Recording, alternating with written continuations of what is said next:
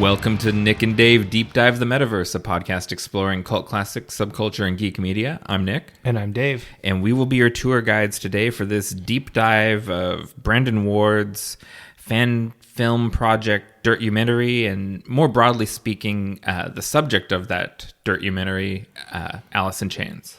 Yeah, specifically, this is the story of Alice in Chains, the Layne's Daily Years. Yeah. So it ends when the band kind of it ends just before Layne died because the band had kind of stopped doing anything as he was in recovery and whatnot. Yeah, it just the kind of the final little thing included was the around the release of their box set greatest hits stuff. Yeah. It's almost like when a band puts out their greatest hits, that means they're retiring. Yeah, sometimes, yeah, or oftentimes.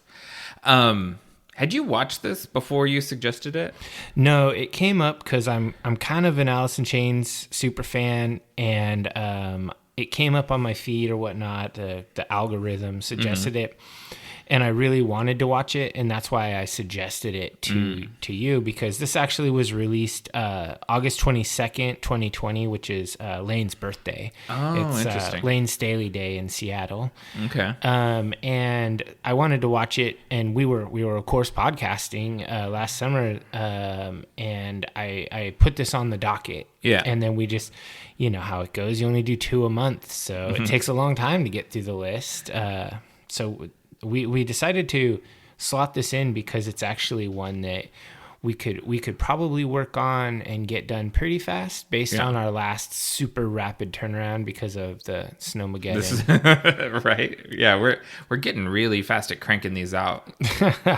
Hopefully the quality doesn't suffer, but I really liked this documentary, and I've been a really big fan of this band for a long time, so I was really happy that we were going to cover them because we wanted to talk about music as one of our topics for the podcast, and it's kind of hard to do a music podcast without directly playing tons of clips and stuff like that. So which immediately gets our YouTube flagged, and it's bad, and it's even questionable if Apple is flagging us, but we can't know because they don't actually tell you.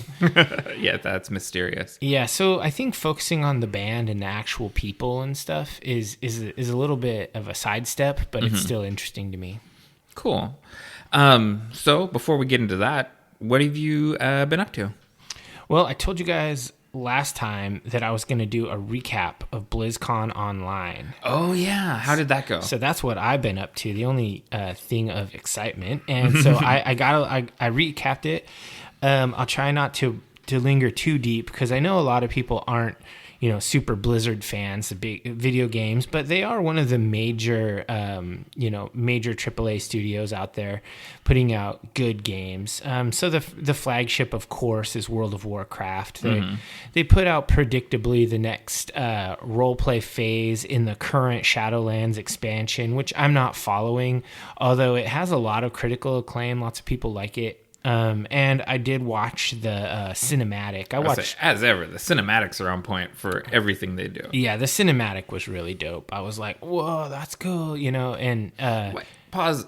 Why doesn't Blizzard, produce animation, like animated movies?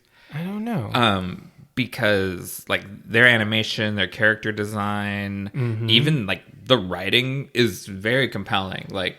I think they could be putting out feature-length animated movies easily. Yeah, like the Warcraft movie they should have done themselves. Just in-house. Yeah. That would have been incredible. It would have been better. Not to say that it wasn't good, but because it was the most successful video game movie ever. But for now, you saw that Mortal Kombat trailer. Oh, I don't know. There's never been a good fighting game movie. They're all really one-dimensional, just like the games. Just like the games are, yeah. So I guess the next big news is they put out a bit more information for Diablo 4. We've known that Diablo 4 is coming out. They announced a new class, the Rogue, which seems like a redesign of the old school Amazon and Assassin kind of hybrid because they have both ranged and melee stuff. Is Diablo still like a top-down I don't know what you call those kind of games. Like, It's not quite a side scroller, but the original Diablo reminded me almost of like a pumped up version of like Gauntlet or something like that. it's 3-dimensional now, but it's like you see your dude running around this little battlefield, and it's, you know, your character is small, like an inch tall on the screen, and they're running around. Yeah, it's still like that. Okay. And it's Diablo 3 was all right, but Diablo 4 looks okay. I'm not a super Diablo fan, with one exception. Diablo 2 was the greatest Diablo, and I got deep into that, Lord of Destruction, and that brings me to the next thing they announced, Diablo 2 Resurrected. Ooh, a remastered version? A full remaster with brand new graphics and all that, but the same gameplay mechanics done on a modern engine. I always like when they do that. Yeah, I loved that game. I got so deep into it. Our shout out to our buddy Lance in Florida. We played this game quite a lot together. And so it's going to be great. It's going to be exactly what you loved about Diablo 2, but a modern game. Cool. That's really cool. So that was actually a highlight. It's my second biggest announcement. The next game they talked about was Hearthstone, which I don't know if you remember, but I used to be pretty heavy into Hearthstone. And it's like a phone game, like a virtual collectible card game? Yeah, it started out as just on PC, but then it moved to tablets, and then it moved to phones, and now it's full cross-platform. And it is a CCG, like you buy card packs and the whole deal, or you earn in-game currency, and you use the in-game currency to buy packs, etc. Anyway, they're doing kind of a, like WoW did its classic WoW thing, and like Diablo is doing like its Diablo 2 Resurrected. They're going back to their roots. They're redoing the entire core set to make it balanced and modern, and they're going kind of retro with the next expansion, which is Forged in the Barrens, which of course any World of Warcraft or Warcraft fan in general knows the Barrens is for the Horde. That's where Crossroads is. And so is Hearthstone in continuity with the World of Warcraft, or is it like an alternate reality? It's not even. I mean, it's not in continuity, and it's not its own reality. It's just like they have an expansion that's themed on one thing, and you have a bunch of those cards from that theme. Like you'll have a bunch of cool Barons-y things, and they take the named characters and they make them like legendary cards and higher. So there's no storyline. It's just about having a good deck or whatever. Yeah, exactly. Yeah, it's not really a role-playing game at all. It's kind of like Magic the Gathering, but digital. Okay. They talked about Overwatch 2, which has been announced previously. But they have very few concrete things, which means it's pretty far out there in its production. Same thing with Diablo 4. Since they didn't announce either of these games as coming in 2021, that means they're coming in 2022. Because BlizzCon is always when they announce. It's always early in the year, it's February. They announce when things are coming out. And if they don't announce it for the year, that means it's coming out the next year. So that kind of sucks. That actually sent their stock price down, that they didn't announce a new AAA game like that. Interesting. Just expansions on previous games. And then, of course, that brings me to the big announcement, the one that I care about. Did you correctly predict? I did. I did correctly predict. This is the Burning Crusade Classic. We're going to Draenor, as it's known, or Outlands if you're a pleb. So we're going to Draenor. We're going to get the pure orcs. We're going to get Draenei. We're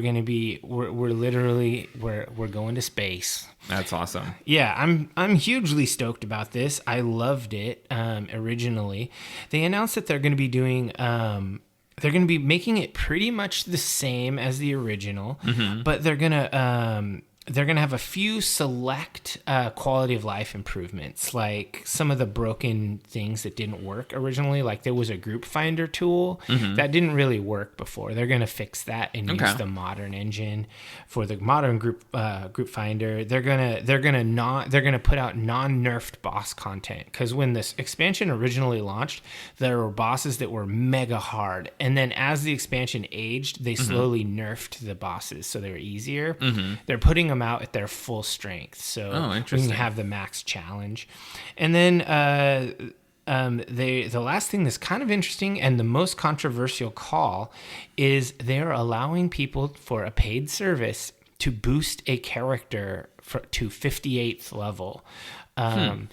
The idea, so basically WoW and classic WoW ends at 60th level. Okay. And then Burning Crusade puts you to raises the cap to 70th level. Okay. And so Blizzard said if people haven't played before or they don't want to play, if they don't want to play the classic content and level a character from 1 to 60, they're going to allow you to boost a character to level 58, which level 58 is how high you have to be to go to Outlands. Okay. So basically you can just start fresh with Burning Crusade. You get a character who has a mount and has some gear, and you can just be ready to adventure. A lot of people don't like that. They think it's antithetical to the idea of classic, but I don't care about that. I think it's good. I want more accessibility in the community, not less. Yeah, I mean, because some people might get excited about that storyline and that exploration and just not want to have to grind through all the stuff leading up to it. Exactly. I understand that. And I want to make a new 58th level character. I've leveled 3 characters to 60 already. I don't want to do another one, but I've wanted to play a Warlock for a while. So you could just start at 58? Yeah, start at 58 Warlock. And then the other this is not really applicable to me, but some people care. There's an option if you don't want to go to Burning Crusade. If you just wanted to live out classic WoW on Kalimdor and Eastern Kingdoms forevermore, they're putting out, they call them classic era realms, meaning they're kind of an evergreen realm. It never changes. It's like Groundhog's Day. You can transfer your character there and it just lives there forever. Or if you want to shell out a few bucks, it's probably going to be like $10 maybe. They haven't released any pricing. You can pay them and they'll make a full-on copy of your character. So you actually have a copy on the Classic Era realm and a copy on the Burning Crusade progression realm. Interesting. So if you want to do a little bit of both, you can. I'm not going to bother. It's not even worth $10 to me. I will never want to go and play Groundhog's Day. It's just for those people that it's like their happy place or whatever. Yeah, it's that like way their second life. They can always go back and just, they run can around. run Molten Core and kill Ragnaros as many times as they want. It's just fun forever. And whatever. That's cool. If there's a community, even if there's only one server worth of population, that's fine. Let those people have that. Yeah, I'm totally cool with more options for more gamers in a world where like a server doesn't need more than 5 or 10,000 people total. You're gonna find that kind of audience. And so that's basically it. That's all of BlizzCon's announcements. Nothing was actually very big this year in the grand scheme of BlizzCons. No new games. It's all expansions on old games, reveals about upcoming games.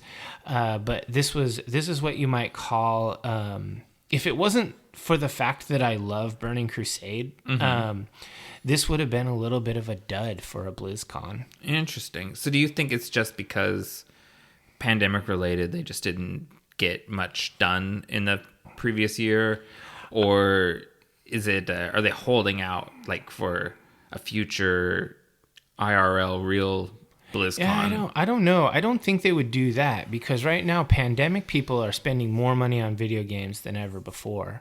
That's true. I think if they had it, they would put it out. But I don't know. I think we know that Blizzard has another MMO in development that's totally secret and they haven't even announced it. But it's known because they post hiring posts and things, and people mistakenly list things on their LinkedIn and stuff like that. Oh, interesting. So it's known that they're working on a new game, a new big time MMO, but we have no idea. I mean, there's never going to be a WoW 2 because WoW is constantly evolving. It's always like every new expansion is a new game. So it won't be a WoW 2. Hopefully it's a sci-fi game like StarCraft IP or something like that, but who knows? That would make sense. I mean, or in the Overwatch universe or the Diablo universe. That's actually one of the things that I wrote in my notes here that I didn't say when I was talking about Overwatch. Is that I love the Overwatch universe. I think it's so cool. When I watched the cinematics for it before the game even came out, I was like, wow, this is awesome. And I really love these character designs. And I think it's totally fun. And I really wanted it to be a role-playing game that then had a team shooter attached, a team shooter mode. That'd be cool. But it's not a role-playing game. It's only a team shooter. And I'm not that good at those games. I'm an old guy. I am what you call like a medium player. Like I will never be top tier, but I'll never be bottom tier of the rankings. I'm always getting a decent amount of kills or whatever. But it's just like not my jam. I get bored of it fairly easily.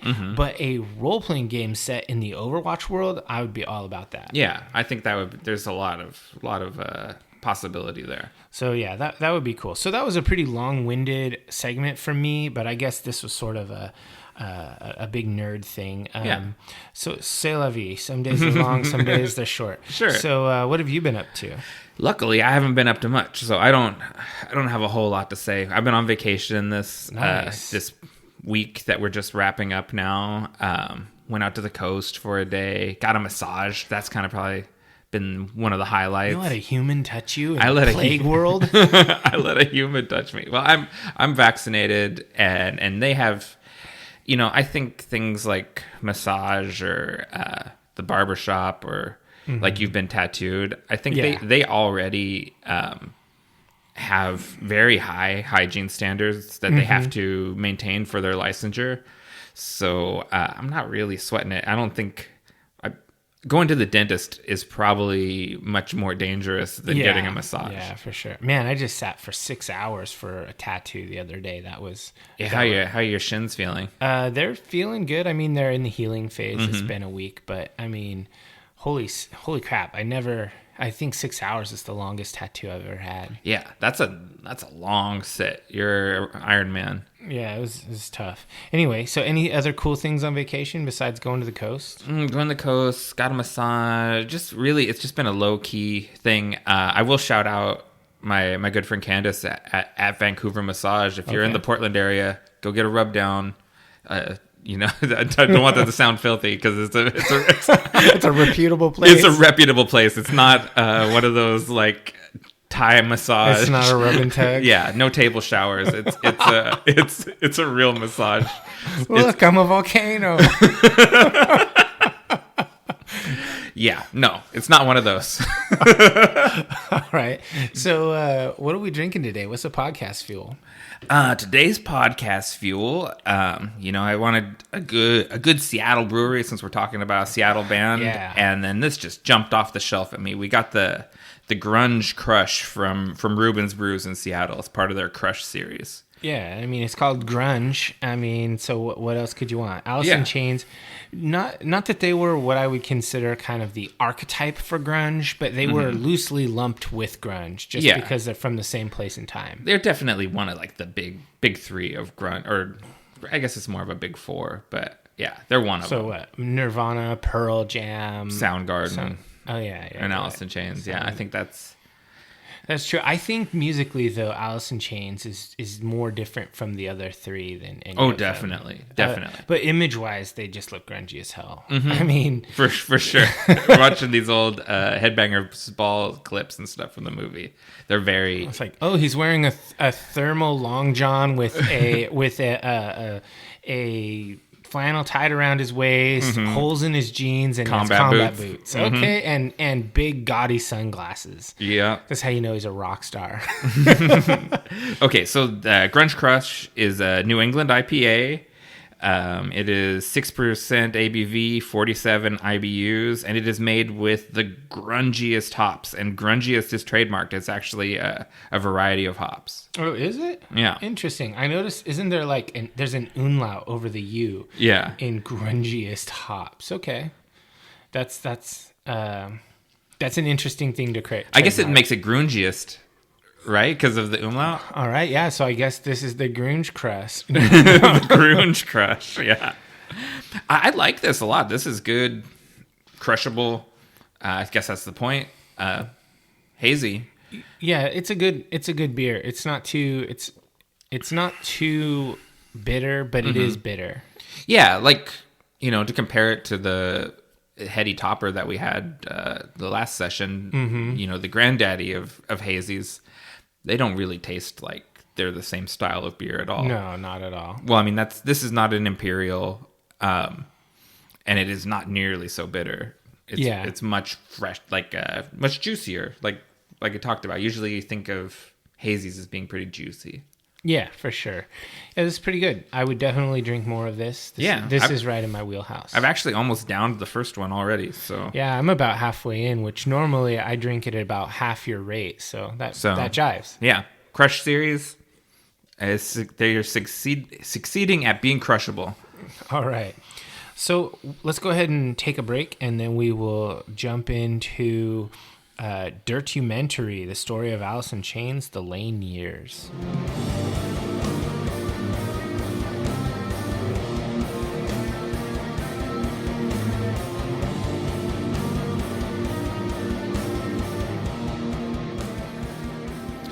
Welcome back, divers. Let's dive into Brandon Ward's Dirtumentary.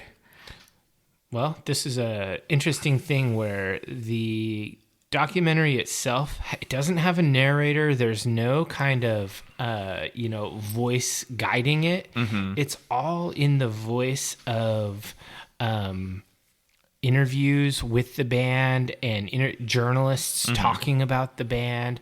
It's really a series of clips put together chronologically and mostly chronologically. Yeah, mostly chronologically. It's fairly artful, I would say. Like, there was a lot of consideration put into this. Yeah. Let's get this out of the way. I don't think this is a film. This is not a movie. It's not a documentary film. It's generously, I'd call it a montage. It's a collection of clips, like you said. You think? I think that there was definitely a lot of thought put into this, and it's 2 hours. Like, it's like an hour and 54 minutes or something. Yeah, but there's no even in the way he credits himself, Brandon Ward is listed as producer or produced by, not director, because no footage was shot. That's true. It's just a collection. He's gone through and he's curated a lot of interview clips and concert footage and stuff, and curated it. It's very considered, but I don't think it's a movie. You know what might actually be really fun is I was looking at this guy's stuff, and he's done one on Limp Bizkit. I saw that. A band that neither of us like. It might be fun to actually do that, because I know we haven't deep dived their stuff at all. Like, oh no, I mean, I've avoided them. I think Limp Bizkit gets sort of unfairly maligned. Just because Fred Durst is a douche. Yeah, kind of, and it's more has to do with the really terrible fan base they had. I think if they That's had true, they had like the most, like, the basest fans. Yeah, like they're definitely the Limp Bizkit fan is like the and if any of you divers are hardcore, I don't know, what are they called, biscuiteers, but limpies. I say most likely to molest a crowd surfing girl. Limp Bizkit fans for sure. Yeah, I don't know. Maybe I don't want to subject myself to watching that. But on the other hand, it might be fun just to see. Mm-hmm. Yeah, I considered watching it, honestly. Oh, me too. Yeah, because I think if Limp Bizkit, and not to tangent too much on this, so I'll wrap it up. But if they had remained just sort of a rappy hardcore band like Scarhead or what's that? I can't think of any other one. Scarhead's the only one that comes to mind. E-Town Concrete. That was the other one I was trying to think of. Transplants had. Transplants are their own. Transplants are almost closer to Gorillaz than they are to E-Town Concrete or Scarhead. Okay. I just think, bands, rock bands with a rapper. Rock bands with a rapper, yeah. If they had kind of stayed in that little world of underground hardcore, I think we would remember Limp Bizkit a lot more fondly. Mm-hmm. But they became the biggest rock band in the world, and they were... Were they ever bigger than the biggest in the world? They were huge. Like at the peak of their fame. They were like Korn's younger brother, like all the time. Yeah, Korn probably was bigger still. Korn was a monster. Yeah, and none of them, even in the mightiest of heyday of Korn, they never were bigger than Metallica. That's true. Because that was Black Album era, and nobody touches Metallica in Black Album era. Yeah. Go check out that episode. Like Rollins said, if you're Metallica, you play anywhere with electricity. Yeah. Okay, anyway, that's enough back about to Alice in Chains, but we love the 90s. Dirtumentary. So it opens up with an interesting kind of clip where it's like how Jerry is talking about how he met the other band members. Oh, you're just going to just brush right over the Beavis and Butthead? Oh, yeah, you're right. That was probably a lot of people's... of our generation, their introduction to the band. That was actually the guy who made this. That was his introduction to the band. He wrote that on Reddit. There were people asking him questions on Reddit. I went and read the thread from 6 months ago. Yeah, he had never heard of this band, but then Beavis and Butthead actually said that they're cool and they rock. Mm-hmm. And he was like, yeah, they do. Like, because it kind of had, like, it's hard when you're a clean singing hard band. Like a lot of times people will malign you, like if you're kind of a crooner or whatever. Yeah, but Danzig kind of paved the way, like he kind of made that a thing. And so Beavis and Butthead were always cool with Danzig. For sure. And so they gave Alice in Chains the seal of approval. Yeah, I definitely discovered a lot of music through Beavis and Butthead. It was a really good show. Yeah, as far as for its moment, definitely. Yeah, if you rewatch it nowadays, it's not that entertaining. I'll watch a lot of Beavis and Butthead before I get bored. So then it goes to Jerry talking about it. So Jerry's talking, and they're actually kind of showing a montage of pictures while he's talking from this interview. I think it was a radio interview, probably. Yeah. He talks about how he had kind of moved.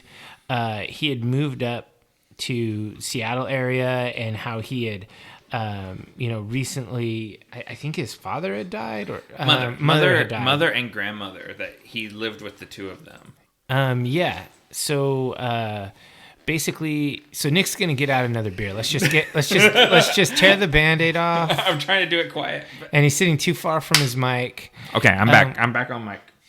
So Jerry talks about this, and it's interesting because he met Layne at a party, and he kind of got to talking with him, and he had already met Mike Starr. Yeah, they had already played in a terrible hair band called Gypsy Rose. Yeah. I looked for that music and could not find it, and it was one of those deals where it's a footnote, kind of like with I could go into Metallica allusions, like how their early bands don't have any. It's hard to find their music, but basically, I was thinking Cliff Burton's Trauma. It's hard to find Trauma music. Anyway, and it's interesting because when Layne met Jerry, Layne was just like, "Oh, you're homeless? I have a studio, like a practice pad or whatever, and you can come there and you can stay there." And he just let Jerry show up, and he like literally gave him clothes, and like loaned him a 4-track recorder, and basically like Layne was just like a super friend. Like, the nicest guy. And shouts to the Music Bank in Ballard. I'm sure it's luxury condos now, if the building even still exists. But I liked all that footage of them in the sort of practice space crash pad era. It was crazy because if you look at Jerry, he has the long bleached hair, like it's totally bleached. It looks so 80s. Like he looks, he looks like he could have been in like a really bad Cinderella, band, like Kicks or Dangerous Toys. Yeah, yeah. And so we'll get into. I'll just come out and say this right now.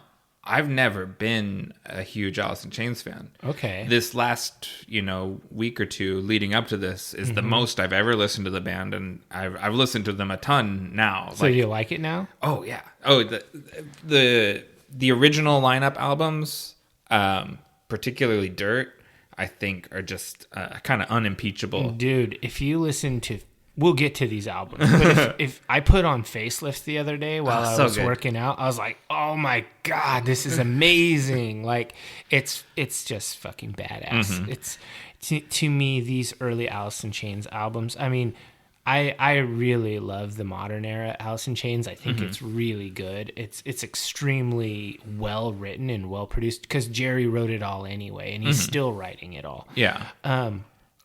It's really good, the modern Alice in Chains, but this original lineup, it had a certain energy. Yeah. So if I'm breaking it down, like the three-legged stool.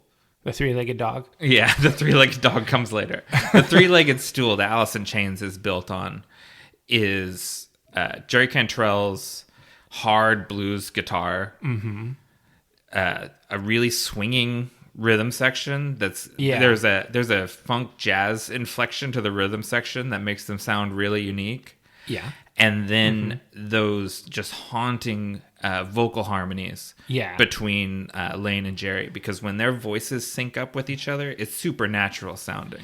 And on the recordings, like if the produced albums, it's perfect and it's really good. But to me, what really hits is when they play the live clips and they nail it live. Yeah, it's just it's magical. They had like a Wonder Twins power with each other. Like, and you can see it when they hear it. You can see it on their faces in the live clips. They kind of lock in. They lock in, and their voices just layer so perfectly with each other. Yeah, that is why I will die on the hill of Alice in Chains Unplugged is the best Unplugged album, and it is one of my favorite albums, like, period. Yeah. It's in my top 5 perfect albums. Did you rewatch the whole concert? Yeah, I did. Shouts to Quello, because I signed up for a free trial of Quello again. You're a douche. They must not pay much attention to this subscription. How much is thing. it a month? Like, it's $5 or something? It's like $7.99 a month. But yeah, I signed up for another free trial of Quello. All right. Different email or same one? Same one. Damn. Yeah, they let me do it. So yeah, so I signed up to watch Unplugged. Yeah, that Please sponsor us, Quello. I love your concert video. How about we go with Quello and Pinterest, the two things we shit on? Yeah. Or I'll just keep doing free trials every time I want to watch something. Forever. All right, so back to this. I mean, I literally could sit here and talk about how great this band is, which is why I wanted to do this episode so bad. But the thing about that initial practice space, all those home videos, that place is just fucking nasty. It's gross. There's like old but they had a kitchen cans though, and dishes everywhere. And I love it when Layne is giving the tour. He's like, "Oh, look, we got this beautiful place." Like he's like super sarcastic about everything. But it kind of hits me because I have played in really shitty practice pads, like places that rent out studios by the month, etc. I've been doing that for years. Obviously, nowadays we're not doing that. We have our own studio here, but I have been in some of those really gnarly practice spaces throughout the years, and it definitely looked familiar to me. Yeah, that was a nostalgia moment, you know. Yeah, what was the name of the place? You used to have a place in Industrial Northwest, down on Nikolai or whatever. Yeah. It did not have a proper name. I think it was called just like Northwest Industrial Practice Studios or something like that, or maybe like Nikolai Practice Studios. It was, but everyone just called it the Boneyard. And so I played in like 3 different bands at the Boneyard. Yeah, and it was That's what it reminded me of, because there was people that lived there in the boneyard too, just like they were living in their practice space. And there were all the different characters. Like there were the super enthusiastic young rocker guys. There was like the creepster black metal dude who lived in his studio. And then at the time, the first band that I was in there for the longest period, I was in a death metal band doing vocals, and so I met all those people, and it was kind of a clash of the scenes. It was cool though. It was definitely a familiar space. Yeah, I liked that. And so some other fun little things that we learn about early on here, like we learned that Layne Staley actually took the name of the band Alice in Chains. He took it from his old band, Alice in Chains. Yeah. Which, and those demos are on YouTube if you want to listen to that. It's very Steel Panther. Yeah. Layne was asked to describe, like, oh, what is this band about? He said, it's a bunch of dudes in drag playing speed metal. Okay, yeah. And they literally dressed up like women, and it was intentionally tongue-in-cheek. They were making a mockery of the glam scene. Yeah, I think Layne seems to have the strongest sense of irony out of anyone in the band. Like, there's a part where they're talking about like their first albums, and he lists Adam and the Ants, and so he he's the punk rocker of the group. He's the guy that makes them an alternative band, because they would just be a metal band otherwise. Yeah, and you know what else I watched a bunch of interviews with Layne, like after watching this documentary. He lists as his major influences, he said that some of his favorite singers of all time are Prince, Bowie, and Ozzy.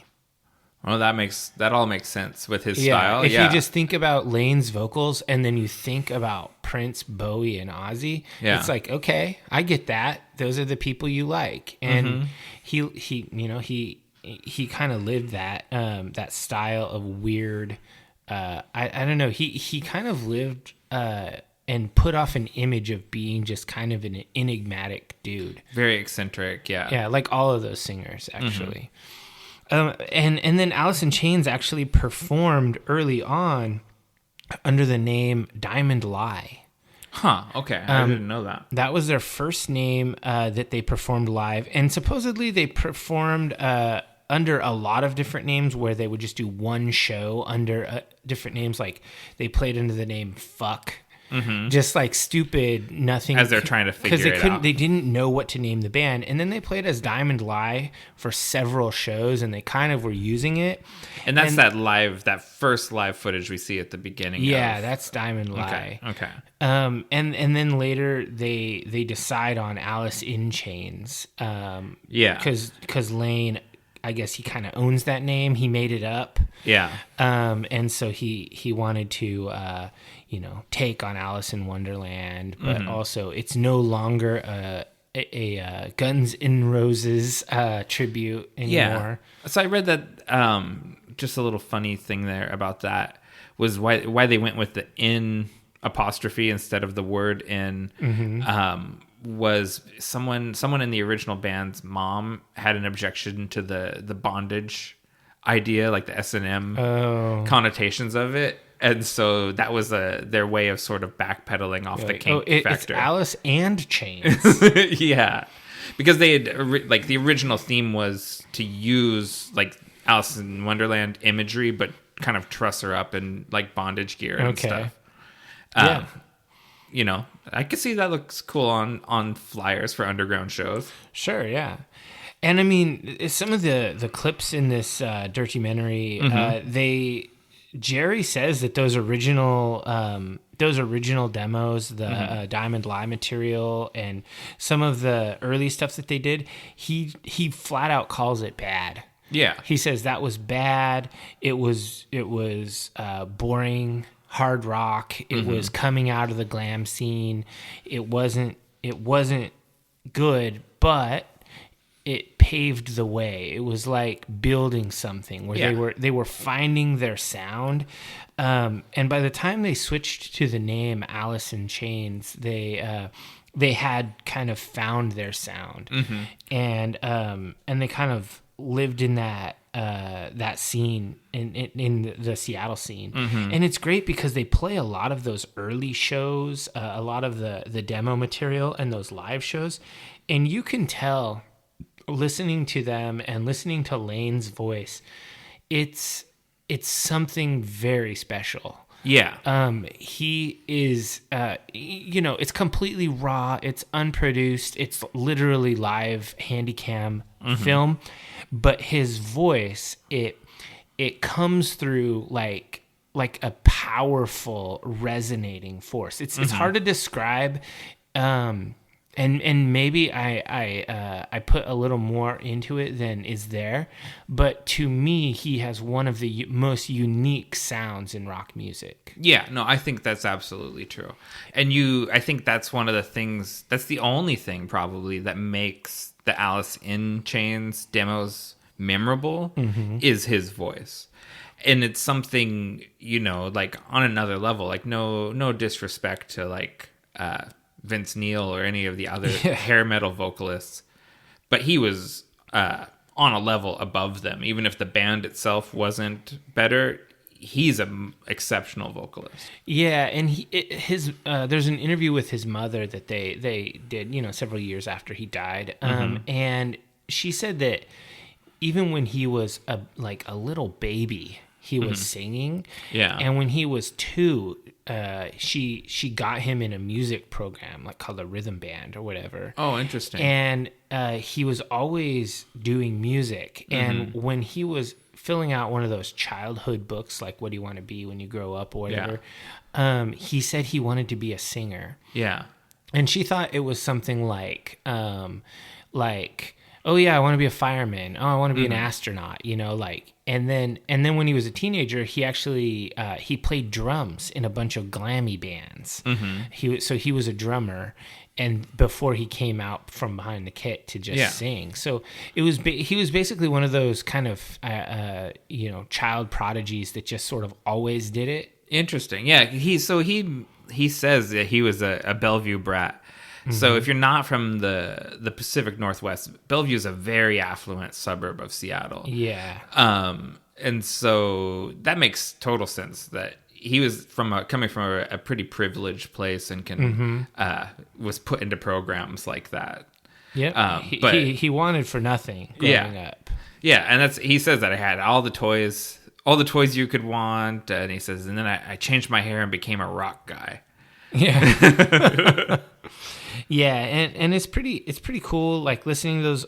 The last thing I wanted to say, basically, about the pre-Facelift demos was, I think it would be impossible to talk about Alice in Chains without talking about how much the blues influenced their music. Oh, it's huge. It's ridiculous. Like some of the drum beats and the bass lines are like 1/4/5 style, or they're just really swing oriented. And I think that Jerry obviously leans into the blues when he's writing his guitar parts. Yeah. And so those early demos, some of it was like too bluesy. Like it wasn't rock enough. I mean, compared to their actual like albums. Yeah, there's a little there's even some audio from that early interview, and he says musically we're a heavy bluesy rock band. Yeah, and it's something. It's been kind of hinted at for a long time that Danzig and Jerry Cantrell would do a Delta blues album together. That'd be interesting. I've only heard Danzig talk about it in interviews about how me and Jerry are going to do this blues album. I've never heard Jerry Cantrell mention it.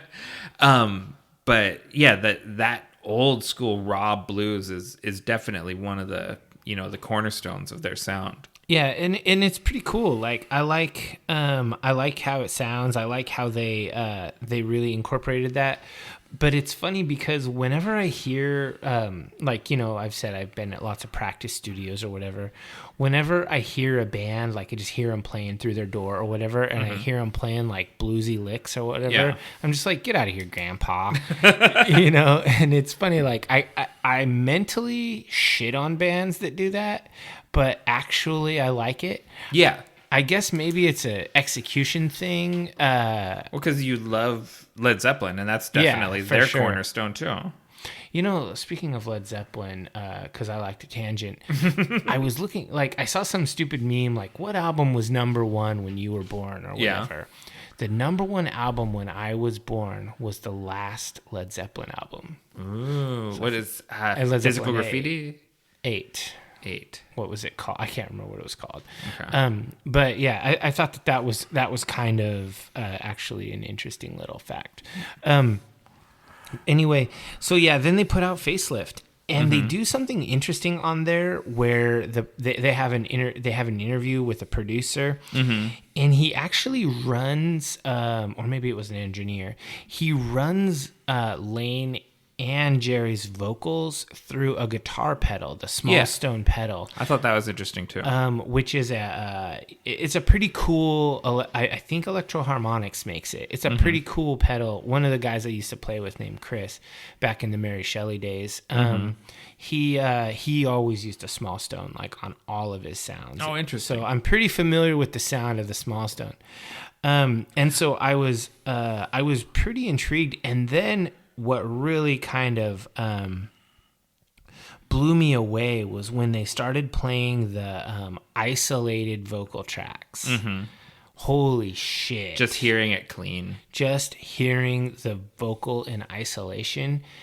And then the harmonies, because they have both vocalists going. And it's just like, it's a wow moment. Like, it's very, I mean, I've been trying to like find like what word do I want to describe what their vocals sound like, and I thought melancholy, and it doesn't quite, it's haunting. It's haunting because it's ethereal. Like it is like a chorus of ghosts.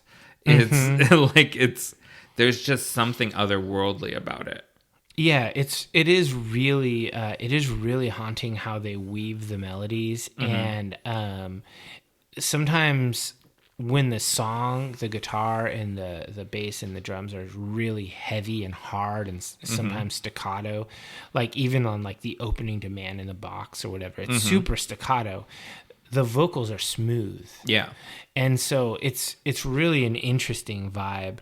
But kind of moving on, like they sell over 2 million copies of Facelift. Like, it doesn't take off immediately. It's kind of a grower, not a shower. Yeah. But it makes it. It gets there. And so it solidifies them. Because we've been talking about watching Alice Chain's videos on YouTube. Did you watch, there's a show they play at the Wow Hall in Eugene in like 92 before Dirt comes out?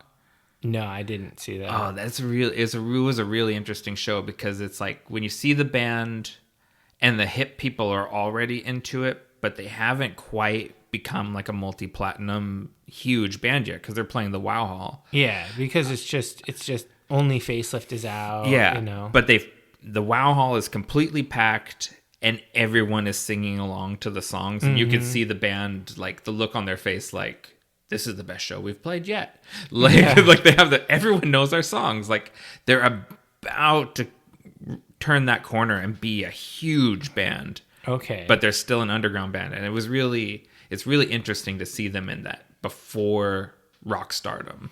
I've only been to a few shows where everybody knows every word. And those are really fun shows. Yeah. Like the last one, I mean, maybe the Misfits was the last one I went to where everyone knew every word. Yeah. But when I saw at Tonic Lounge RIP, I saw Warning play, and Warning is a British doom band that's been dead for a long time, and the main guy, Patrick Walker, made 40 Watt Sun, and he came through and did a Warning tour. And that band, if you're a doom metal fan, that band is absolutely beloved. And if you are not a doom metal fan, you should check out Warning, Watching from a Distance. it's kind of a seminal trad doom band with clean vocals, and it kind of ties with this Alice in Chains vibe, because his vocals are clean and utterly haunting. There is a sort of doomish quality to Alice in Chains, because there's a lot of Sabbath in Alice in Chains. Yeah, and Sabbath, kind of the forerunners of doom, the forerunners of everything. Yeah. Anyway, so I love those shows where everyone's going nuts, and I wish I had seen Layne play live. I never got to see him. I was supposed to see him, and we'll cover, because that comes up. Yeah, I had tickets, and I was utterly heartbroken. But I'll get to it. But I have seen modern Alice in Chains play live, and I had those good extra awesome tickets that you got for me through your buddy. And I was like, they were, I had the VIP wristband, and I was going up, like, they fucking ripped. So awesome. It was really good. Okay, so basically after the Facelift album comes out, they talk about the Seattle scene. Yeah.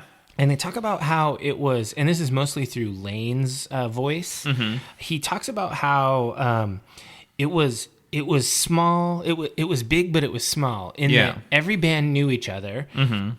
They would sometimes share vans with each other. They would use the same merch guys. See, I think this is Jerry's voice. Is it? Yeah, because I read a transcript of this interview, and it was credited maybe you're to right. him. But continue, yes, because I have notes about this too. And they basically said that everybody knew everybody, and they all were really supportive. It was not competitive at all. Yeah. It was kind of like a love fest, if you will. And they, if it is competitive at all, it is the good kind of competitive where everyone is performing at such a high level that it's pushing all of the bands, because you need to be able to stand next to Chris Cornell and sing. Exactly. You need to drum next to Dave Grohl. You need, like, these people, like, everyone is a titan, and you need to be able to run with them. I will say Jerry is the best guitar player of the entire Seattle scene. Kim Thale is also really good, but nobody is from better Soundgarden. than Jerry. Yeah, if you don't know, you don't know. Right. But none of them hold a candle to Jerry. Yeah, something that jumps out at me is Jerry's the only one that does leads in the grunge scene. Yeah, he does guitar leads in the time period when it was absolutely uncool to do guitar leads. Jerry Cantrell does guitar leads. Yeah, there are some leads in Soundgarden, but not that many. Yeah, and I mean, Kurt Cobain didn't play leads. He sometimes would make annoying squealy sounds in the lead section. Yeah, well, Kurt Cobain did Black Flag, Greg Ginn guitar leads. Like, he did arty guitar leads, not metal guitar leads. Very experimental, very Sonic Youth. And yeah, so it was a pretty cool thing. And then there's a spot where Layne is talking about Nirvana, and I kind of I hadn't really thought of Nirvana for a while, I guess. And I'm not saying that I'm not a Nirvana fan, because I absolutely am.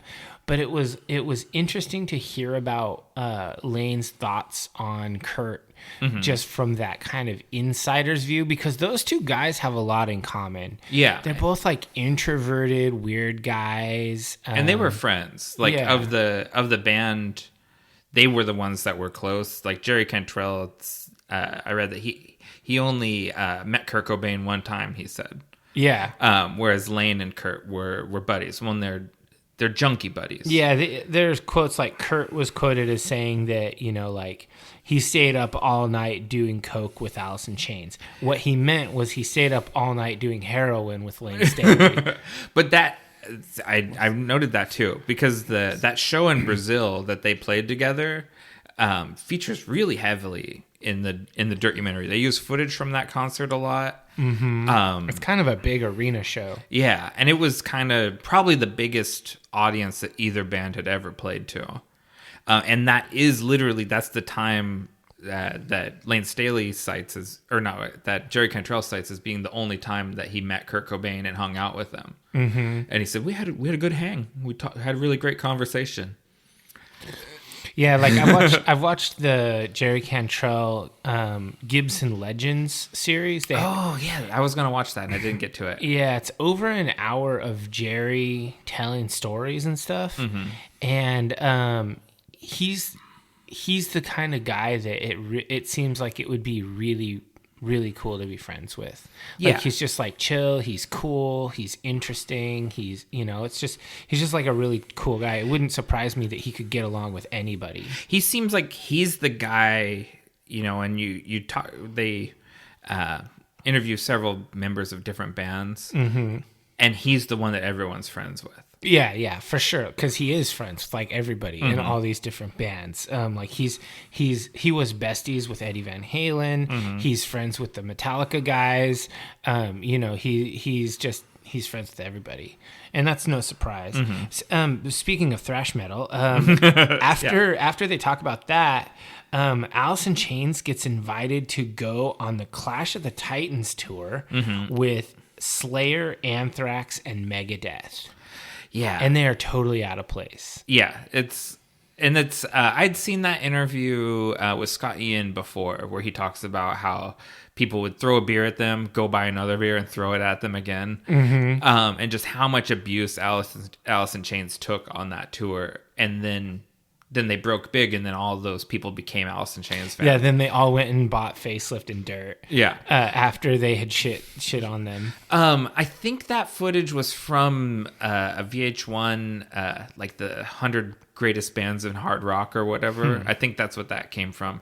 The Dirtumentary leans very heavily on the MTV library. Yeah, like, the MTV VH1 era, like it's they borrow a lot. I mean, obviously this is probably not a for-profit venture. I think he put it on. Oh yeah, he'd get sued if he tried to monetize this. Yeah, this is a passion project. But I thought it was really cool how they said, like, the guys said that specifically Megadeth was really cool to them. Yeah, our mega brethren. Yeah, they're like bros with Megadeth, and that doesn't normally jive with everyone's stories of Dave Mustaine, but it does jive with everyone's stories of Marty Friedman and Nick Menza and Dave Ellefson. So that makes sense. And if you can't name the members of Megadeth off the top of your head, you got a problem. Yeah, I couldn't. I'm not a big Megadeth fan. But so Jerry had a good quote in there, I thought, when he said, we were one of those bands that had the luxury of playing with anybody and everybody. And it really struck me. They played with a lot of thrash metal bands. And I think maybe they're like coming out. I've always sort of, in my teenage, stupid elitist mind, I kind of held the hair metal past of Alice in Chains against them, like they weren't true. Same with with Pantera. Oh yeah, well yeah, I didn't like Pantera at all until I was older. You're terrible. Pantera's awesome. But I always, there was kind of I don't know where I read it, The Rocket or The Stranger or something. Yeah. How Alice in Chains was a hair metal band from the suburbs that adopted the grunge scene. Yeah, they kind of tried to paint them as co-opting the grunge vibe. And I think I probably, in my my immature mind, held that against them unfairly. But I think it served them really well, actually, in these early years when they played a lot of shows with real metal bands. Yeah, I think so. And I think... because they're beloved by all the metal bands. Oh yeah, everybody likes them. And it's weird because like during that same exact time, I was not a fan of Alice in Chains early on, like really early on, because I just felt like like Teenage Dave was Sir Fronts-a-Lot. Like I wanted to be as hardcore and as true and as metal as possible. And guys that are kind of like crooning voices, like haunting, sad music. That's not metal. That's not metal. And so I wasn't into that. But then I played in a band that never went anywhere with our old buddy Matt. But he brought this dude in named Jeremy, who was like a fantastic player. But he was an Alice in Chains like mega fan. Yeah. And this was just a little bit before Dirt, I think. Maybe at Dirt. Yeah. the dude just would not stop playing Alice in Chains songs like on his guitar and stuff. And I played bass in that project. And I was like, man, that's cool. Like that guitar playing is really cool. And that made me listen to Alice in Chains. And then I was like, I was wrong about these guys. I can admit it. I can admit being wrong. Like normally I'm not wrong. Yeah. Sometimes I am. So yeah, I mean, like sometimes when you're a young person, you stick to your guns over the dumbest things. Oh yeah. So I've got a teenage. I'm not an Alice in Chains fan story too. Okay. And I was telling this to Lisa yesterday. So when I was a freshman in high school, I walked into Japanese class one day, and it was way before class started. And my buddies were in there, and someone had an Alice in Chains VHS tape, and they were playing it on the TV in the classroom. And it was that's a cool teacher. Yeah, Mrs. Christian, definitely very cool teacher. Lives around the block from me, actually. Nice. But watching the video for Angry Chair, and for whatever reason, you know, I'm especially back then, I was a very performative kid. A little bit dramatic. Yeah, and I walked in and I went into like an improv sort of irate preacher rant about the devil's music. Oh god. And I was like, this is the devil's music, turn off this satanic filth. And I kind of went into this whole thing, and then after that I was the guy that didn't like Alice in Chains just because of that little bit. But you kind of stuck with it? Yeah, but I'm sort of stuck with it because people will be like, well, Nick doesn't like Alice in Chains. And so it became a thing. That's a terrible thing to be stuck with. And then I just sort of like, you know, kept it because you kind of cling to any sort of like identity stuff when you're 14. And so like, yeah, so I was the guy that didn't like Alice in Chains. But then listening to these albums, I feel like I know every single song. So I must have those first couple of albums, have listened to Alice in Chains. I mean, we were all listening to KUFO all the time. Yeah. And they never stopped playing Alice in Chains. So yeah, I mean, and the thing is, interestingly, those early albums, and like it's especially apparent in the live clips. Mm-hmm. They're so fucking heavy. The bass and the drums are so tightly locked in. Yeah, it's just thick. Like I said, that swing and rhythm section. Like I don't think Mike Starr gets probably the credit that he should for defining that sound on those early recordings. I agree, and the thing is because his replacement Inez was so fucking good. Like he's a technical bass player that other bass players are like, whoa.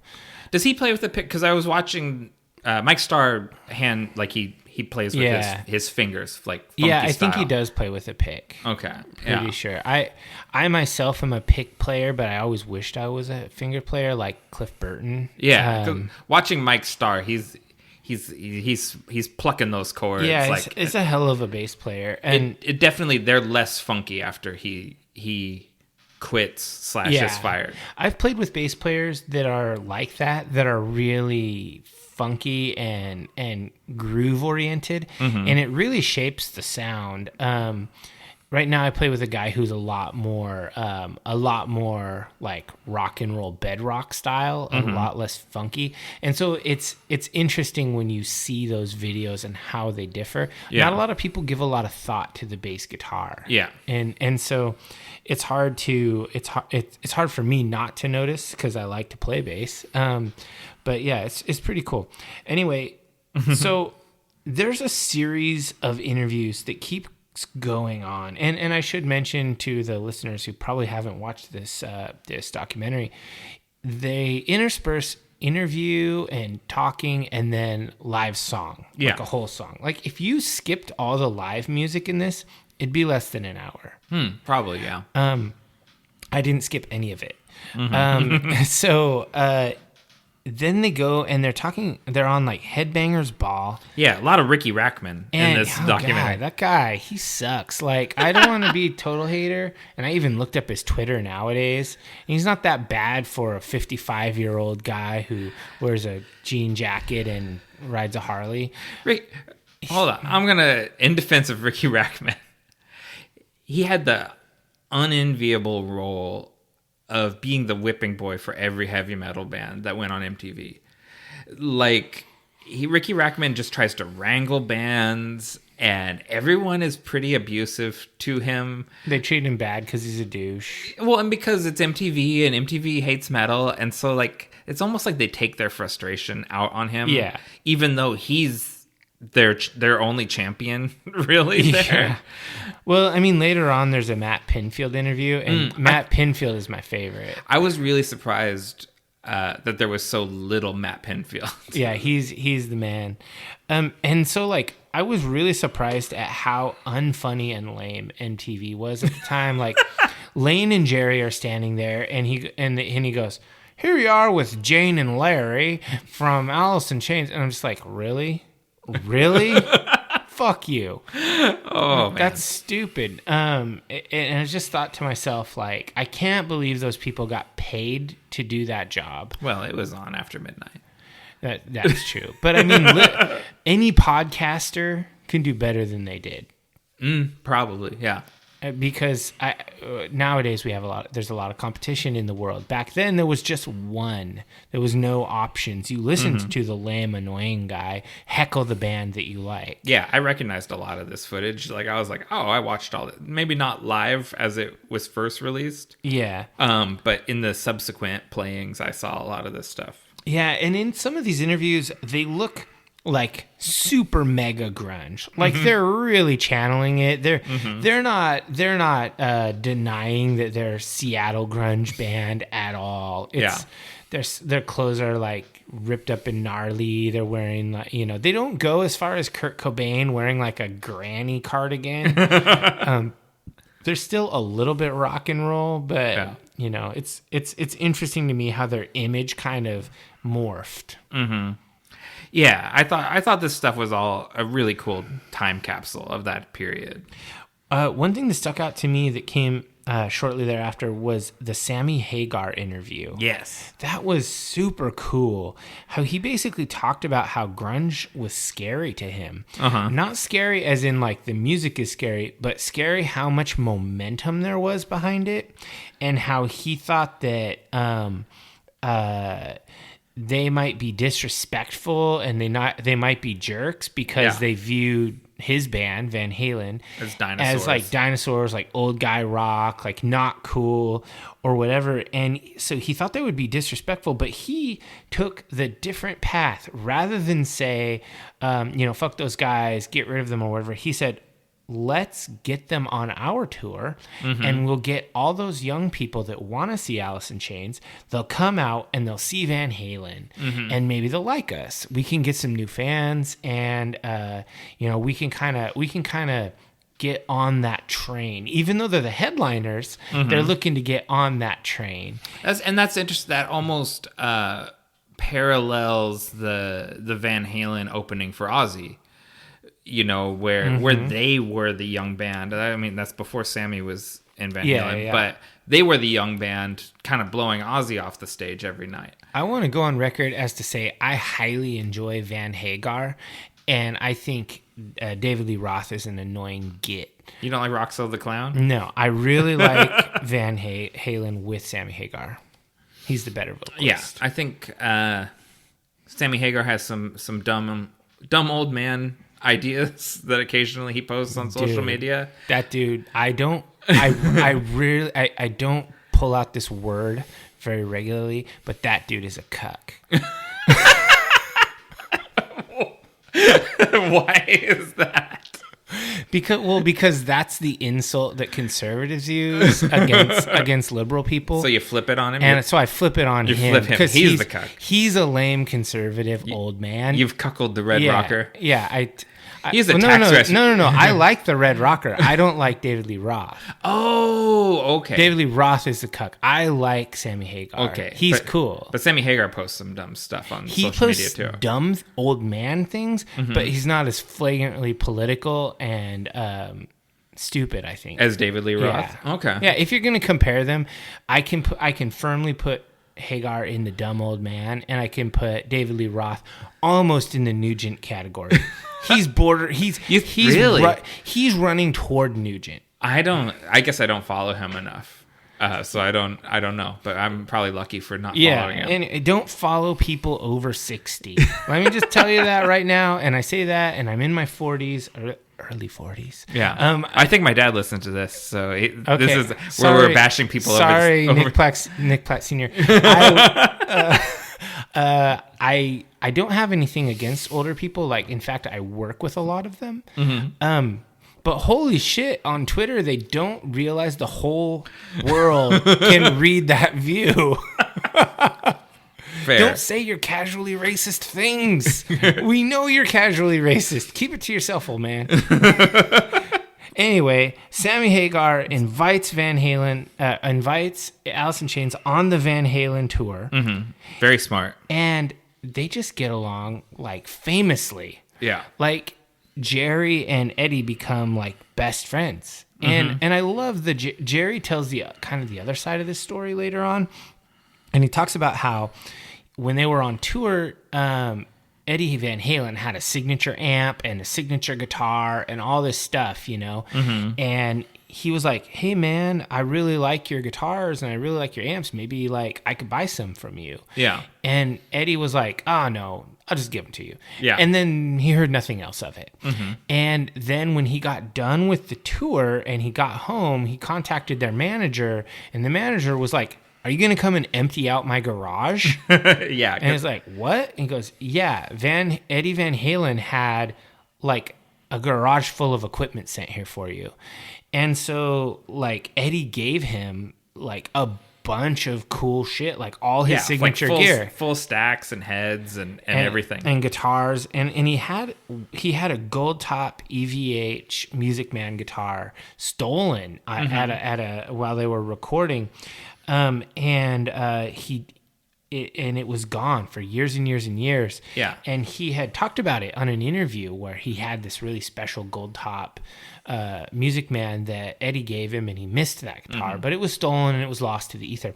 But in 2018, some fans tracked it down and got it back, and they got it back, and they just gave it to him. And I thought this was an interesting kind of arty thing he did with his curation of clips here, where he played a Jerry Cantrell playing that guitar solo show, and he was doing some effects, like some mirroring effects on it. And then he cut over to vintage footage of Alice in Chains playing Rooster. And it was one of the more cinematic moments of the Dirtumentary. Yeah, I thought it was pretty well done. Like, cause then when they switch over to Rooster, like that song, like that's a really good, powerful song. Like, it reminds me of so much stuff that kind of happened in my own real life. They talk about taking your pills against mosquito death and all of that, and about joining the military. I know that this is about Vietnam. Yeah. This is not about my conflict. I was in Operation Iraqi Freedom. But there's a lot of parallels, and I would say that we have kind of a brotherhood of veterans. Like, those guys, those Vietnam veterans made sure that we did not get, like the line says in the song, "They spit on me in my homeland." Yeah. Those Vietnam vets, they were at the airports when we came back with welcoming signs and care packages. They made sure that we didn't get the treatment that they got. Yeah. And so whenever I hear like even an allusion to the negative treatment of the Vietnam vets, it kind of chokes me up. We should say some of that is apocryphal.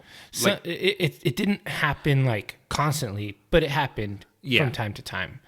And it's not like a thing where like it was misplaced rage. I am an anti-war guy. Like, I'm a veteran for peace. But that doesn't mean that you take it out on the veterans, soldiers. You take it out on politicians, and that was kind of the that wasn't what some people did, because in any political movement you have your idiots. Oh, for sure. Like in most political movements, it's mostly idiots. Like whenever I have a couple friends who are pretty conservative, and I ask them, why do you have guys with Nazi things at your rallies? And it's like, oh, they ruin it for all of us. And I'm just like, they do. They actually do. And so that's the whole deal. Like if you're a peace activist, shitting on soldiers, not cool. Yeah, totally. Because those are literally just people who probably joined because they were impoverished. If you actually look at the demographics of the people that joined, the amount of people that are under the poverty line before they join the military, it's astonishing. It's and people of color, especially in the Vietnam War, is so disproportionate towards black and brown. Both the people that are in the service, they were overrepresented, and the people who died in the war were very overrepresented. Yeah, and to this day, the military is significantly more black and brown than it is white, simply because it mirrors that poverty statistic that I was talking about. Totally. And that's just because, we have a society of pretty deep iniquity. But like I guess I was sort of beating around the bush. That song, it hits me. Like every time I hear it. That's always been one of my favorite Alice in Chains songs. And it actually, Jerry was, it's about Rooster is Jerry Cantrell's dad. And it's about his service in Vietnam. And this ended up being kind of a bridge between them. It led to them reestablishing a relationship. And his dad is actually in the music video, and they previously were not speaking to each other. Yeah, it's pretty cool how this kind of brought them together. It's crazy how things happen. Like Layne was estranged from his dad, and then he ended up getting back together with his dad after a while, and they did heroin together. His dad was a junkie as well. That's bummer, dude. Yeah, that was just, some darkness there. So I think this is probably a good time to bring this up, because this is the the opioid crisis, heroin addiction, yada yada yada, is really like this dark shadow that hangs over the Pacific Northwest music scene. Yeah, this has always been heroin country up here, because we have a depressive climate, and depressive drugs suit the mood. And I'm just like, Lisa said something to me yesterday about how it's unusually gloomy, like over these last few days. And because I've just like, every time I watch these videos and I see, Mike Starr and Layne Staley, both of whom are no longer with us from opioid overdoses. And then also thinking of other people from the scene that our generation, I feel like disproportionately, we lost a lot of people to opioids.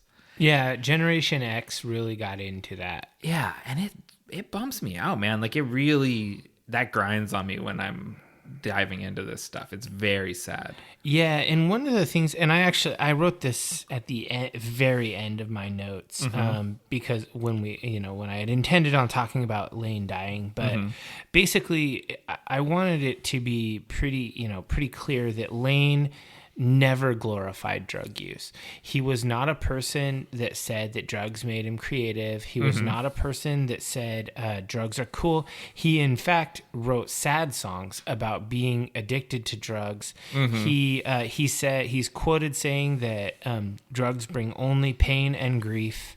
He said when he was asked by a particularly thoughtless interviewer if he did drugs in order to be more creative, he said that he never made anything meaningful while he was high. All of his best creations were done while he was sober. Interesting. And so he condemned drug use despite the fact that he was completely and utterly addicted and ultimately died from addiction. Yeah. So it's one of those deals where Layne is a well-known rock star that died of a drug overdose, like many others, but he is one who actively and aggressively condemned drug use. Yeah, I've never known anyone or even seen an interview or anything like that where someone was like, "I'm so glad I started doing heroin." For sure. For sure. That's one of those things where that's one that just always gets away from you. Mm-hmm. Yeah, it's kind of a dark. It's like a dark tunnel that you go down and you just never come back. Yeah, well, I mean, people do. I went with this, not to make too much of a tangent. I went to an ER with a friend kicking opioids one time, and that was a rough experience. And they're, no longer doing them, but it's an ugly thing when you see it firsthand. That's an ugly, and every junkie is a liar. Yeah, it just like they lie, and it's just a really ugly thing to go through. Yeah, there's a whole interview section where Layne talks about all the stuff they were doing when they were on tour to get high in Europe. Oh no, it's Mark Lanigan from Screaming Trees. Oh, is it? Yeah, and I thought that was very heavy, where they're talking about how you have to basically dispose of everything it's pre-EU. So you're having border checkpoints at every country. And so they do all the drugs. Do all the drugs you can, cross the border, and then immediately you go to find new drugs and new works. Yeah, and they called it when they're saying like when they need to get high again, he calls it I need to get well. Yeah, so getting well is slightly different than getting high. It's just getting enough heroin in your system to not feel sick. Yeah. Because you're physically dependent on the heroin.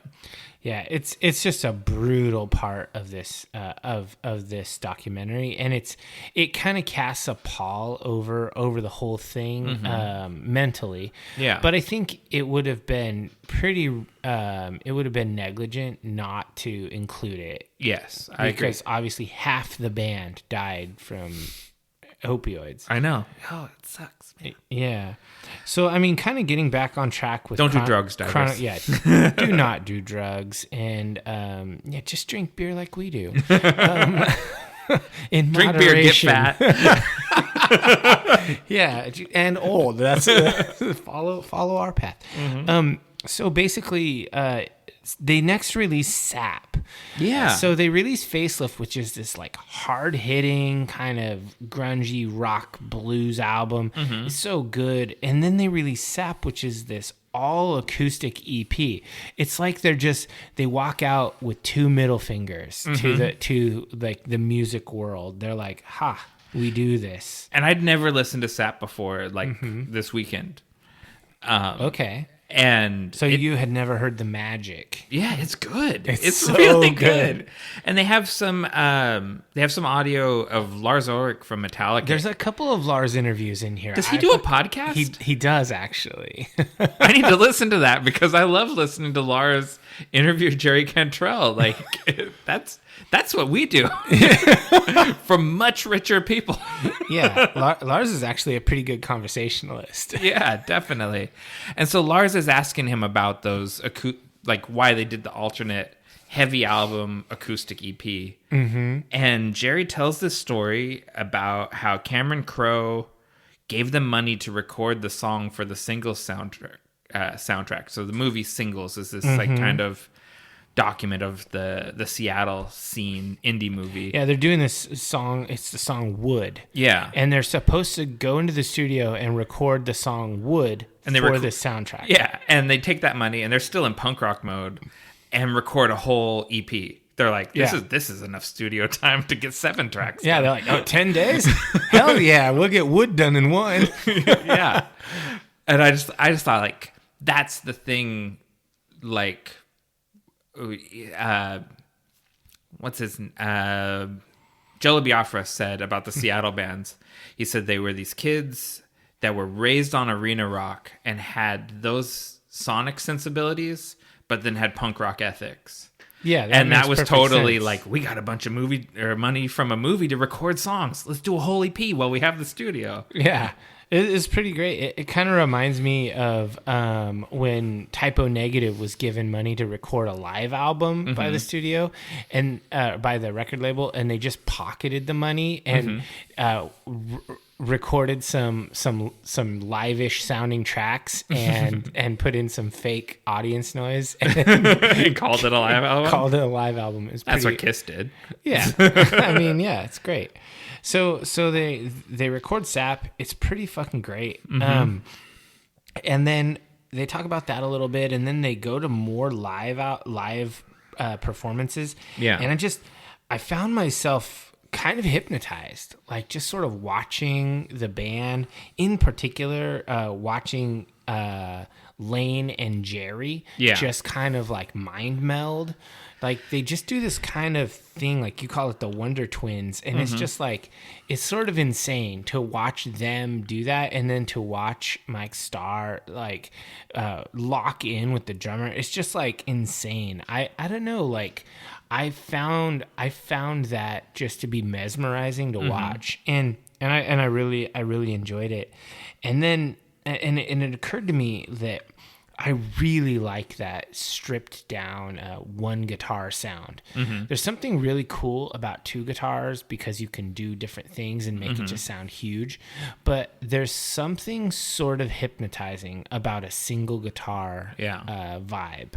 And they often do have two guitars, and Layne played guitar, not on the same level as Jerry Cantrell, but he did occasionally play. Yeah, he joked in one of his interviews online that Tom Morello taught him how to play guitar, and because he's a big Rage Against the Machine fan, and he said, "So if I make any mistakes on stage, it's Tom's fault." That's funny. I mean, that's a hell of a teacher too. Yeah. Tom Morello is quite a guitar hero, and he's unorthodox. We'll say. Yeah. So yeah, I thought that was pretty cool, like that vibe. And in the modern Alice in Chains, Patrick Duval is the new singer, and he is a very good guitar player. He's quite an excellent player. So seeing them live, it kind of adds a new dimension to have that second guitar player. It makes it sound a lot different. So it doesn't have that kind of raw, stripped down vibe. Yeah. So from this segment, there was a few things that I thought were interesting. One was just how beloved they were by thrash bands, because it comes up. I think this is when it comes up that about them and Megadeth, how tight they were. Yeah, the Mega Brethren. Yeah, and it's like, so we've heard, from the Seattle bands, we've heard Kurt Cobain talking about what he thought of Alice in Chains, and then we've heard from Lars, and we've heard from Scotty Ian, and we've heard, and it's like they're just sort of, everyone loves them in the Seattle scene and in the thrash scene both. Like they have. I would challenge anyone to say anything bad about Alice in Chains and justify it with logic. That's really unfair. Justify it with logic. Because if you say I'm just not into it, that's not really a thing. That's about personal taste. Yeah. And then we get a lot of footage here at this point from this concert in Brazil. And I don't know what it was, but it's a big festival that I know that Alice in Chains and Nirvana, I think they co-headlined it. And it comes up quite a bit in the course of this movie. They rely on this footage pretty heavily. And it really is, it's just before Mike Starr gets the boot. So this is kind of like the last hurrah of the original lineup. Yeah, and one thing I noticed from this sort of era of Alice in Chains, the SAP era, I guess, is early on in the interviews with Ricky Rackman, because they're just constant. Because he was a big booster of them. Yeah, early on he talked the most. Like Ricky was talking all the time, and he was kind of the active part of the conversation. And then later on, it was very clear that the band had kind of come into their own. They realized that they're rock stars, and they start fucking with him and just saying like random shit. Like they ask him questions and they just answer in the most asinine way. And so it was kind of an interesting dynamic shift. Like early on, they were like, "Oh, we're just happy to be here," and now, and then later on, they're like, "Ah, fuck you, Ricky." And that's what I was talking about. Ricky takes a lot of abuse from bands. Like he's the. anyone who feels like they're treated unfairly by MTV, they take it out on Ricky.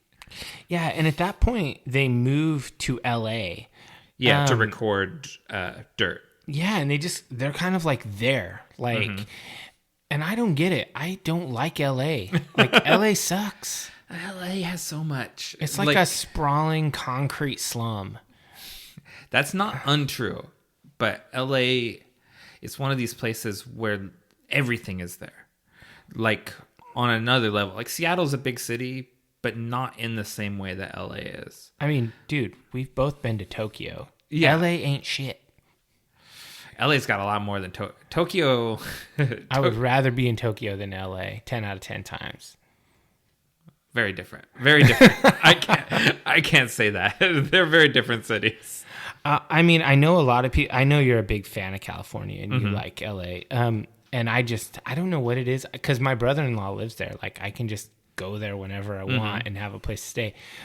It's something about LA. It feels like it's gray concrete as far as the eye can see.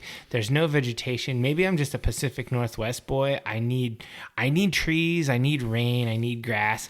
That place feels fucking barren. So that tangent.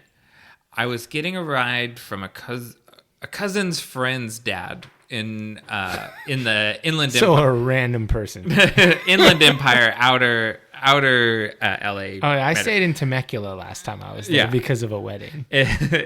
LA County, though, not San Bernardino County. It's still in LA County. Okay. But I, being almost lifelong Northwesterner, I made a comment about how sickly the trees are, because there's tons of palm trees, but they're not thriving. Yeah, they're nasty.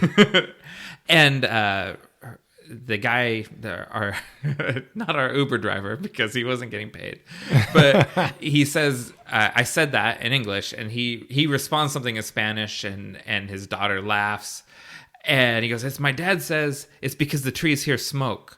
And it's like, yeah, that's all the trees smoke. There's a oppressive weight hanging over it. I'm not selling the move to LA.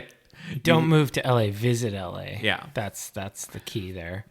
But yeah, no, I like LA. I get it why you record there. There's just a lot going on. Sure. And they go down there and they record Dirt, and you can and they say basically that kind of Dirt, a lot of that kind of, there's a weird angsty vibe in the album, and it's they're no longer they're big time musicians now. They've moved to this different city. It's totally different, and it's kind of an angry album. It's really hard hitting. It's heavy, and then they have these contrasting, just utterly beautiful parts.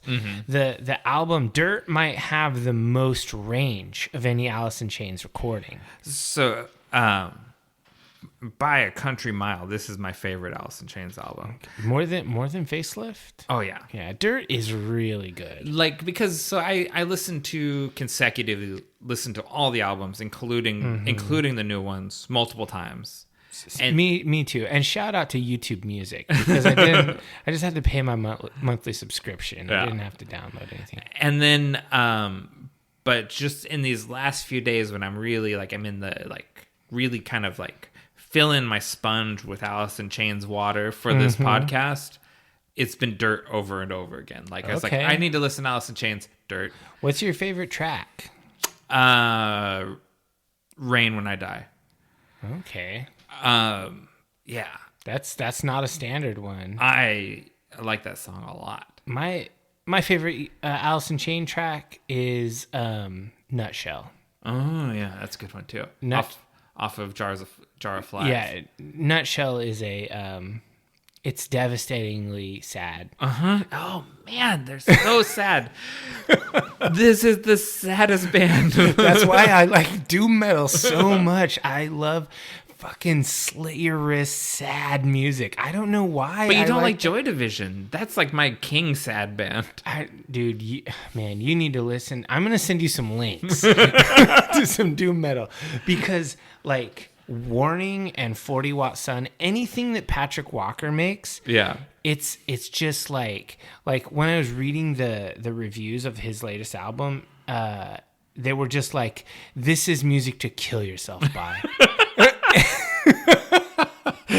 That's the kind of music I like. What's wrong with me? I guess is why I love Alice in Chains so much. It's so sad. It's very depressive music. So another, just a little thing that I wrote down on my notes here from this time period. Layne finally cut his rat tail goatee off. Yeah, that thing. And I wrote that down in my notes. Thank God he finally cut that gross goatee rat tail off. Yeah, like he looks a lot better with a well-trimmed beard. And because it's something that happens in that LA era, because they do this interview in like a kind of like an abandoned mansion in LA, and he still has it, and Mike Starr is kind of teasing him about it. Mm-hmm. And then you see him a little bit later when they're out when Dirt is out and they're in support of it, and he's cut it off. And Layne tells a story about how he was trying to flirt with a flight attendant on a plane, and he his rat tail beard was dipping in his soup. And how he says he looked up to grin at her, and the because he had a bead on the bottom of the braid, a little skull bead, and he looked up, and that flick of the chin caused the rat tail to whip up and actually hit him in the nose and leave a dot of soup on the tip of his nose. And so he felt like a real idiot. Yeah. So because he was trying to flirt. Finally, he cut that shit off his face. That was so gross. Oh yeah, for sure. And you know, kind of going back to Dirt's release, this album, in contrast to Facelift, how Facelift was not.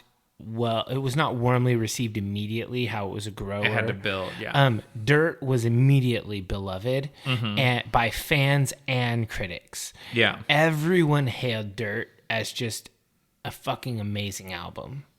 And they were right. Yeah, totally. Dirt just, like, exploded. And that's what I thought was interesting when I watched that footage of them in Eugene, because they say we have a new album coming out, and I think they said 2 months. Okay. And it's like, man, they're just on the cusp, like of just being gods. Yeah, of being huge, and it's just so interesting to see them in that period.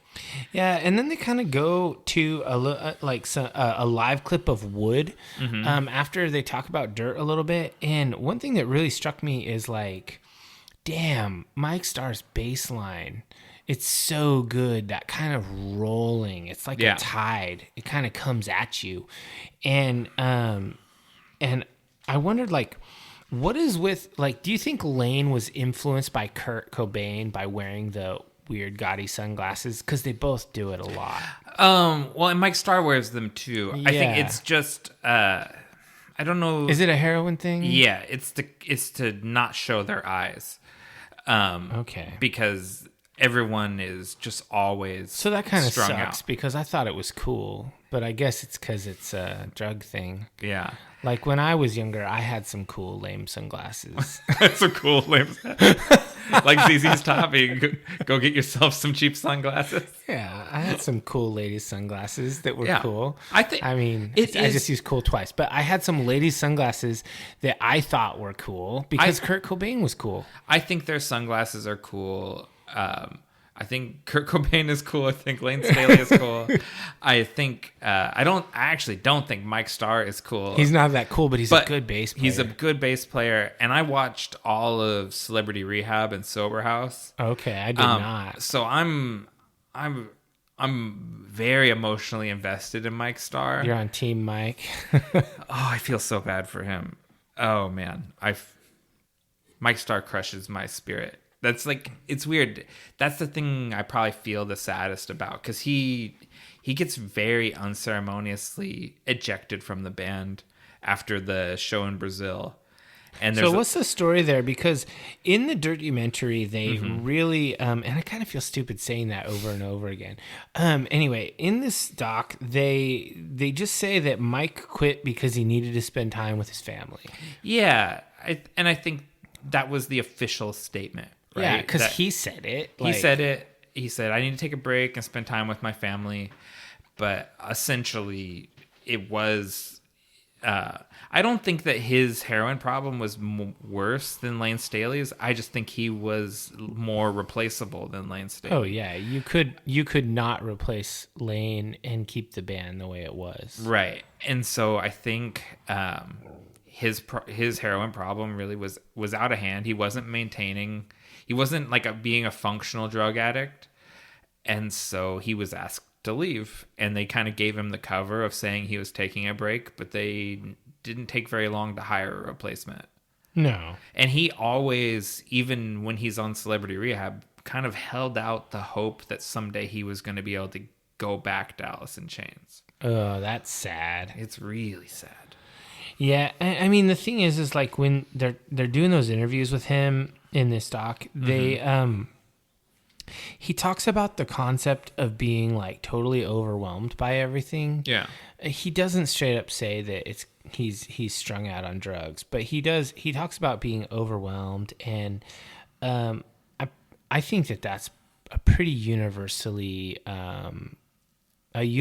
understood thing. Like we all know what it means to be overwhelmed and have anxiety about things and whatnot. And again, like we're all a product of our history and whatnot. And I harken back to my time in the military, how there were moments where I just felt utterly overwhelmed and consumed, and there was no escape, And so I understand him quitting the band. That was the party line, is that he quit the band. They did not say he was fired. Yeah. And so I understand how that they might have actually talked him into quitting, like rather than firing him. Yeah.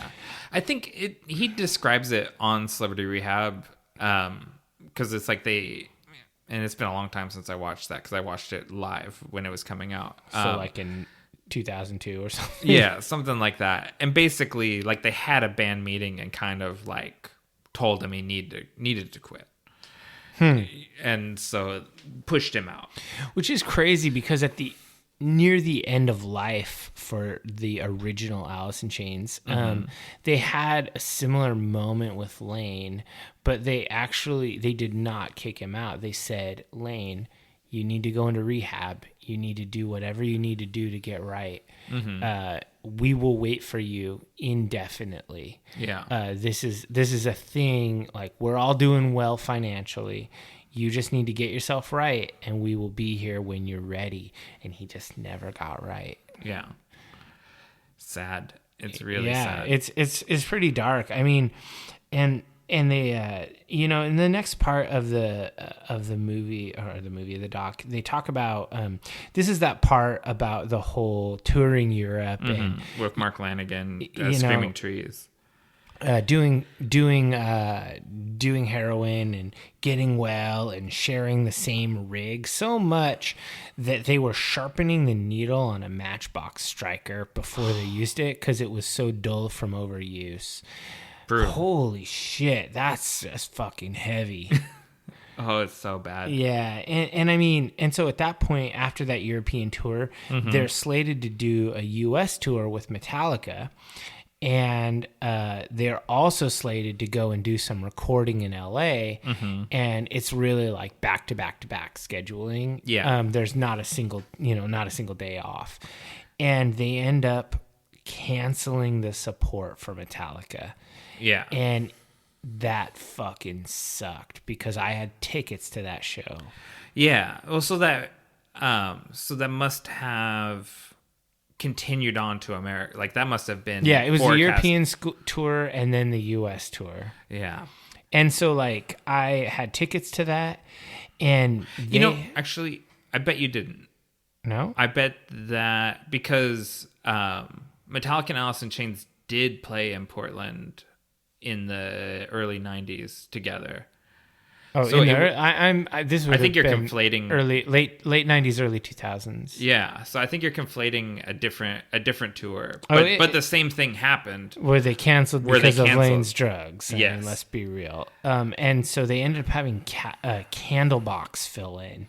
Yeah. We'll just say Fuck you, Candlebox. Conspicuously, when Jerry Cantrell lists all the Seattle bands, he doesn't mention Candlebox. Yeah, because they're just shitty. Yeah. Trash band. Yeah, that they were like coattail riders. They might as well call themselves. Yeah, so anyway, maybe it was a different tour, but it was the same symptom. Same scenario, yes. And then there's more interviews where they talk about Lollapalooza, and they do this whole series on the water slides where they joke about Layne getting an enema from the speed of the slide. It's pretty funny because Layne, they're like, and Jerry too, they're like, I feel squishy. I can't believe and Jerry wears a blue Speedo. I can't believe they let Jerry get away with that. They should have blurred that Speedo because his dick is so visible. Oh, I know. It's like literally just like it's kind of like the Led Zeppelin thing with like Robert Plant. Yeah, he like maybe it was a fake dick like Robert Plant's fake dick. I doubt it. Because he was never like, Jerry's never been like a machismo dude. He's never called himself like the Viking sex god. Yeah, that's true. So they do this whole series of little vignettes at Raging Waters or something out in New Jersey. And they're like fishing in a fucking aquarium. Like Layne brings this little kitty fishing pole and he's like fishing. That cracked me up. Yeah, so Jerry beforehand, because they talked to them on one Lollapalooza date, and they sort of seed that we're gonna do an interview at this water park, and Jerry Cantrell's gonna wear a Speedo, and I'm gonna bring my fly rod. And they both deliver. They say they're going to do it, and then they do. And this is sort of like, I wrote in my notes, I said, they're living the full rock star life. Yeah, they're just being goofy. Just doing whatever they want, and they don't care. They're like, you think we're going to get kicked out? Yeah, we're going to get kicked out. They're like, who cares? Care. Yeah, whatever. We're going to do whatever we want to do. And so after they do all these like wacky water park things, it's all on MTV, then they go in and they go into the studio. They book studio time, and they have no prep, none. They say that, but I'm going to tell you, just sort of as a musician, Jerry had a lot of prep. Nobody else maybe had prep. Yeah. They say they went in with no prep and they spontaneously recorded a new EP, Jar of Flies, which has the best Alice in Chains song, Nutshell. They say they had no prep, but I can tell you how it probably went. Jerry went in there and he said, I wrote these songs. Here they are. Let's rock them out. And they rearranged them. They refined them. They fucked around and they recorded them immediately. And this is the first recording with Mike Inez, correct? Yeah. Yeah. And it's worth noting, this is a historical EP. It's the first EP to ever debut at number one. And that's pretty fucking huge. So, I mean, they are really living the full on, like, media darlings. Everybody's loving them. They're mainstream rock. They're on every radio station that plays rock music. And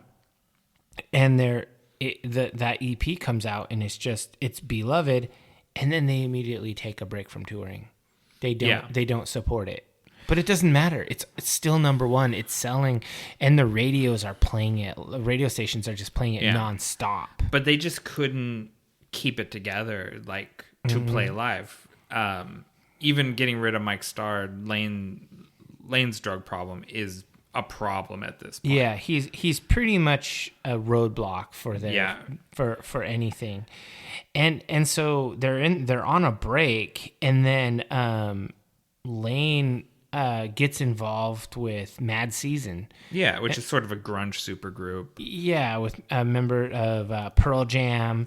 I can't remember the guy's and Screaming name. Trees. Yeah, and so like I will say that Mad Season album is really good. Like if you go back and listen to it, I've had it in, I would call it infrequent rotation for years, and it's really good. Just because I'm such a fan of Layne Staley's vocals, and he really is front and center on that album. Yeah. Like he's really just knocks it out of the park.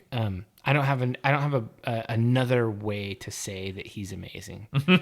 Right. Yeah, it's come up a lot. We're big fans. And so he does that, and Jerry is like he's like working. He's doing his own thing, and they talk about what it's like when you have a band member who goes off and does another project, and you're like, it's kind of like if someone sleeps with your girl, you're like he's kind of he doesn't say it, but he literally says that, but he doesn't say he felt territorial about Layne, which is exactly what he was describing.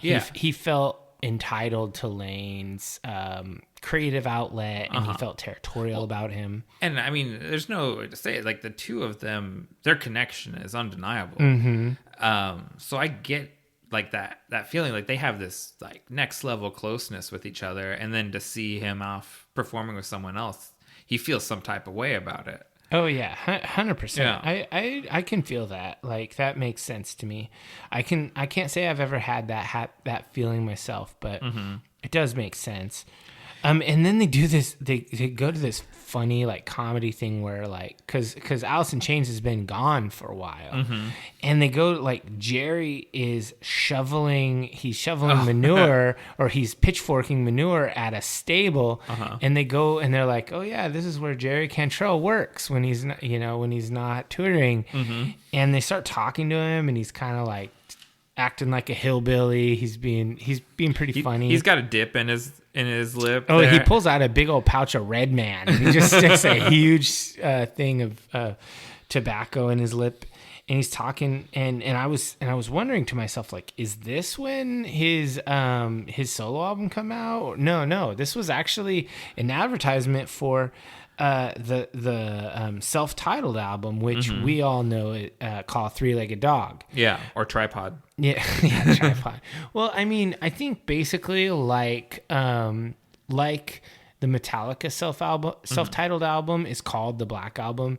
Everyone I knew back in the day called this album Three-Legged Dog. So, but Jerry referred to it in that little interview as Tripod. Yeah, because the dog's name is Tripod. Like that was literally a dog from the neighborhood. So basically he's advertising that song or that album, and then when it comes out, this album feels really polished and less angry. Yeah, I didn't love that album compared to the other ones. It doesn't have the same energy, but it has. I don't know what to compare it to, but this is kind of like Load and Reload. Like there are really good songs, for sure, but it's hard to follow up the previous albums. Like, what album could follow Dirt? Jeez, yeah, that's a tough act to follow for sure. It seems impossible, and so like they do this kind of like weird interview montage where they talk about like the band members' first jobs and stuff. Like, seems like most of them were paper boys. Yeah, because that was the thing about the original Three-Legged Dog. Tripod was a dog that chased someone on their paper route, and that was the inspiration for the album cover. And they just could not come up with an album name. They thought about it, and so they ended up just going with Alice in Chains. Naming it after themselves. There is some good tracks on there. I'm just like, Heaven Beside You, I think, was the lead single, right? Yeah, and that song's pretty amazing. Yeah. So it is a good record, but it's just very polished. It seems very crafted. Yeah. It doesn't feel raw. I mean, I keep referencing Facelift, but Facelift has it has an unbridled nature to it. It's extremely hard to deny. Well, Jerry says that really early in the Dirtumentary. He says the thing about how like when you're starving and really just getting by, how much more raw the music is, because it just reflects the lifestyle that you're living. Yeah, and if you're living a cushy rock star lifestyle, you're gonna have an album that reflects that. And then they do this. Go ahead. Well, see, now you have the time and the money to just indulge and bring in session musicians, because they play on Letterman to promote that. And I was just kind of like, they have like a whole like jazz band backing them. Yeah, and I was gonna comment on the Letterman performance. It just didn't sound good. Yeah, no, it didn't sound great, and Layne doesn't look healthy. No, Layne looks like he needs a fix. I mean, Yeah, they kind of got him well enough to perform, and he's like, it's almost like he's in a hurry to leave, like, because Letterman kind of holds him hostage a little bit, like shakes his hand and then doesn't let him go, because he's like turning around to walk off stage, like, I need to go shoot heroin now.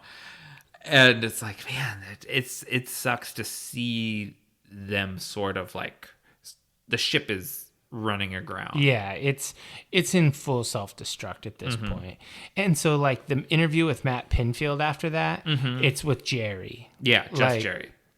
Like, because Layne can't hold it together, and Jerry's sort of the spokesman for the band at this point. And previously, and in much earlier interviews, Layne did a lot of the talking, and Jerry just sort of stood there and smiled, you know. But Jerry's talking, and it's really interesting because Matt Pinfield seems to know a lot about the band. Yeah, so Matt Pinfield, we talked a lot about Ricky Rackman. Let's talk about Matt Pinfield for a second. Sure. Matt Pinfield was the host of 120 Minutes, which was, as the name implies, a 2-hour block of alternative music that played on MTV in the weekends in the wee hours of the morning. I loved that show. It was good, because there was another show called Alternative Nation, hosted by Kennedy, who is now a Fox News contributor. Yeah, garbage. Yeah, Alternative Nation was less geeky than 120 Minutes, which was like where you would have Matt Pinfield, Uber record store geek, grilling bands and asking them thoughtful questions about their music, because he was that dude. Yeah, and I really appreciated that Matt Pinfield interview. He asked some really good questions, and I always and I felt like Jerry was extremely like thoughtful in his responses, and that kind of goes back to when I was talking about the Gibson Legends video where Jerry, and this is, you know, it's modern, it's like last year, Jerry talking. It's like he's always been a really thoughtful dude. Yeah, for sure. So Matt Pinfield's the man. Yeah, from the MTV era, Matt Pinfield was the dude.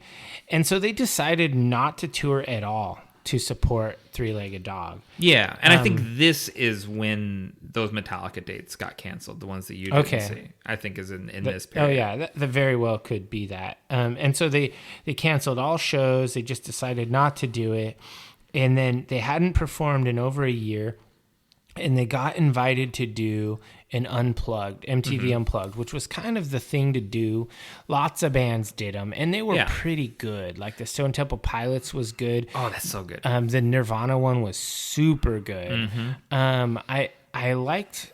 I mean, there's just a lot of really good Unplugged shows. It was very prestigious. And we talked about this on the Led Zeppelin episode, because there was the Page and Plant Unplugged, where that was their first reunion, essentially. You know, I need to go back and rewatch that. Yeah, it's because they're not as like, I thought they were so old, but they're probably our age or younger. Oh God. So I mean, and I think that Unplugged show was the very best Unplugged show. It is an amazing album. It's still, if I had to choose one Alice in Chains album of all the albums, that's your favorite one? That's it. Like, and I love Dirt and I love Facelift, but Unplugged is so raw, and you can really hear the singing. Yeah. And it's so well done. Yeah. And the breadth of the catalog that they cover. Yeah. Our Dirtumentarian he makes the kind of perhaps hyperbolic statement that what does he call it? The greatest live performance ever. And it's like, well, we have a hard time backing that exactly, but it is exceptional. It's really, you can't really say one is the greatest live performance ever, but I would say that was a phenomenal live performance that is hard to rival. And I think the thing that really makes it stand out to me, especially knowing this is almost the last live performance that they ever did together. They do like a 3-date stretch opening for Kiss after this, where that was right when Kiss reformed with makeup. But this is really, I don't think those shows were remarkable. This was the last really good Alice in Chains, and you can see it on all their faces. Like they know how good they're sounding while they're recording this. And Lars does an interview after the, he's talking about this, and he calls it legendary. Yeah. He jokes with them about how Mike had it written on his bass, "Friends don't let friends cut their hair." And that was pretty cool because Metallica was present at the show. Yeah. And that was a little jab at them because they had just all cut their hair short. Yeah, they were short hair Metallica. And I agree with Lars. This was a legendary performance. There's a moment, because I watched the actual, like, the video as opposed to the live album, because earlier in the Dirtumentary they had this footage of Metallica in Europe jamming on, like, Man in a Box, was it, or some Alice in Chains song, and kind of ribbing Alice in Chains for not showing up for the tour. There's a moment in the video version of Unplugged where Mike Inez starts playing Enter Sandman. Yeah, I've watched that. That's not on the record Unplugged. And I just like, it's like, the Dirtumentary kind of portrays the Metallica moment as being a little shittier than I think it was intended to be. Where this sort of showed there's a lot of love between those two bands, and it was definitely done, like, good-natured. It was not cruel. Yeah, I mean, for sure. And these are two of my favorite bands. Yeah, so definitely. It's pretty cool. And the last thing I guess I want to say about the Unplugged show was that this proved, even late in their career, and in that moment when Layne was sober, his voice was still strong. He never lost it. Yeah, and Layne's having a great time. Yeah, when you watch the video, he's smiling so much, and he says, he's like, "This is the best show we've played in 3 years." And then the drummer, like, I always forget his first, Sean Kenny. The drummer says, "It's the only show we've played in 3 years." Yeah. And it's like, you kind of, there is a little resentment in the comment, but yeah.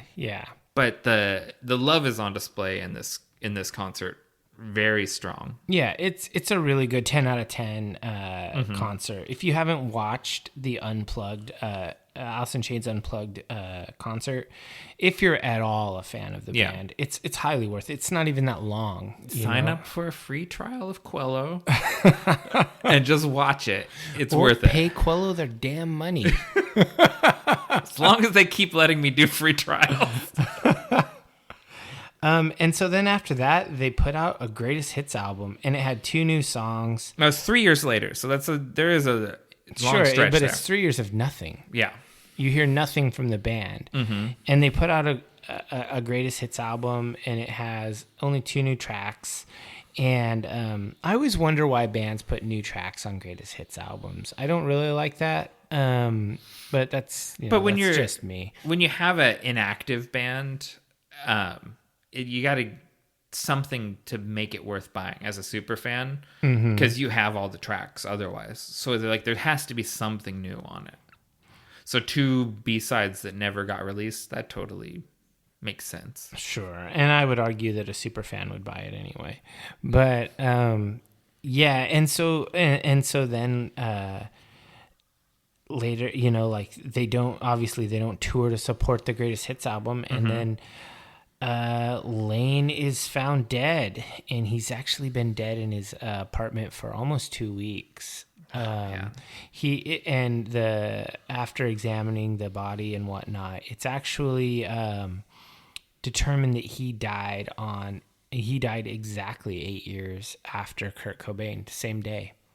Yeah, the documentary doesn't make a big point of this, but Kurt Cobain's suicide really hit him hard. Yeah. And he even tried to get sober after that. Like, he went to rehab and tried to clean up his act. But then later his girlfriend passed away from an opioid related thing where she got a infection from dirty needles and then passed away from that. And then that's really when he goes radio silent on everyone else in the band. He doesn't, he won't take calls from anyone, or, no one can get a hold of him. Yeah, evidently the last person to talk to him the day before he died was Mike Starr.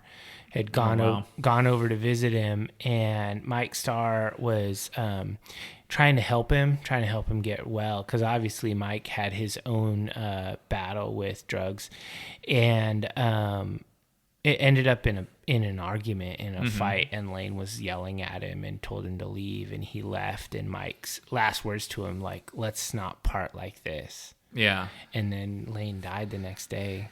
Oh man, that shit's so ugly. Dimri Perot is her name, his girlfriend, who she was a musician in her own right, playing in local Seattle bands. Yeah, man, and just tragedy after tragedy. And at the end, that's the closing. It says this film is dedicated to Layne Staley and Mike Starr, and it has a picture of them young and happy there. And I was just like, it just really just like punches you in the gut, like. Drugs are bad. Yeah. I mean, I don't know. I obviously, if you're listening to this, you're, most likely you know us. Mm-hmm. Drugs are terrible. And if you're having a moment, do anything and everything to reach out and get some help. Yeah. Because, like Layne said, drugs bring only pain and grief. Mm-hmm. That's really the truth. I've never known anyone that was happy about their drug habit. Yeah, like, I'm so glad I started doing heroin. It really, like, fixed my life up. Or even any, like, I've known several people who did meth and whatnot. It's literally nobody enjoys it, and they're always glad they stopped. Oh, there's this moment. So meth at least makes you industrious. You take apart your toaster? Yeah, like, there's a moment, the meth addict, like, there's a high point where they're like, my house has never been cleaner. I in the middle of the night, I stripped it down to the studs, re-drywalled it, and painted it. And you show up, and the place just looks like somebody made a plaster of Paris version of a house. Yeah, it's like, it looks like a bomb went off in here. What are you talking about? It's like, I had to strip the carpet up. Yeah. I mean, we make light, but it's pretty gnarly. Yeah. So I guess that's the end of the Dirtumentary, and it was really sad in the end. Like, I felt real feelings. Like, it's a sad decline of a band that was so fucking good. Yeah. And I would say that the modern version of Alice in Chains is real Alice in Chains. I do enjoy their albums. Patrick Duvall is a fantastic singer and a really nice guy. Yeah, let's take a second to talk about that. I listened to all those albums. There's 4 of them, correct? Yeah. Honestly, my favorite one is that first one. 3. There's Black 3. Gives Way to Blue. Black Gives Way to Blue, The Devil Put Dinosaurs Here, and Rainier Fog. But the thing is I bought them all the day they came out. Each one. I liked Rainier Fog quite a bit. Rainier Fog is fucking awesome, but you have to understand, with regard to Black Gives Way to Blue, I'd been starving for Alice in Chains. Yeah. And so when it came out, I listened to it on repeat nonstop. Yeah. So Duvall replacing Layne Staley is an unenviable task. It's an impossible task. But he does, like, it doesn't have quite supernatural quality that Layne and Jerry have together, but because his vocal range is in the same spot, he's able to sing all the old songs convincingly, and it doesn't sound wrong. Like it doesn't. Yeah. It's not one of those things where you get a new vocalist and the sound of the band is changed entirely. Yeah. It's distinctive enough while being familiar, and that's a really tough line to walk, and he does it. Yeah, like when I saw them live, I was actually blown away by the quality of the old songs. Like when they played Man in the Box, like I was just like, wow, dude, this guy fucking crushes it. Yeah. And he's a great guitar player. Like that's really enviable. Like he can pull off those vocal lines. So you don't need that session guy in the back corner playing rhythm guitar, like they did with the Unplugged album. They have their buddy out there, but so he plays all those parts, and I think Patrick Duvall is an awesome member of the band. I follow him on Twitter, and he's been a pretty outspoken proponent of Black Lives Matter. He's a black guy. Yeah. So let's give Alice in Chains credit for being a half and half minority band. They have a Filipino bass player. And a black vocalist. Yeah, and so he's talked about moments where he's driving like an expensive car because he's in a world-class rock band and getting pulled over while black. Like he got driving while black, and he's just like, well, I live in a nice neighborhood because I have a nice house. And it's like so he's had to deal with that stuff even in Seattle, which is supposedly a woke town. There's something about the Northwest, even though it's performative wokeness. Yes, exactly. There's an underlying white supremacy in the Northwest that in its own way is worse than in the Deep South, where they have an overt racism. We have a covert racism in the Northwest that's really insidious. Yeah, it's totally subversive, and it's not productive at all. And gaslight people of color. It's like, you live in such a liberal place where you have it so good. It's like how could you have a problem? Yeah, it's pretty bullshit, and I applaud Patrick Duvall for speaking out against that, even though people, his critics would say that he comes from a place of privilege, being, wealthy, etc. Hey, why don't you shut up and play music? Yeah, exactly. It's like, no, he's living that life, and he's speaking out what he sees. So I like him as a person, and I like him as a vocalist. And also he has a super group with a member of Mastodon and Dillinger Escape Plan called Giraffe Tongue Orchestra. Oh man, that band's really good. That shit is dope. That band is really good. So if you haven't listened to Giraffe Tongue Orchestra, you got to check it out. It's really good. I love Patrick Duvall's vocals. He does the Layne Staley material true to Layne's style.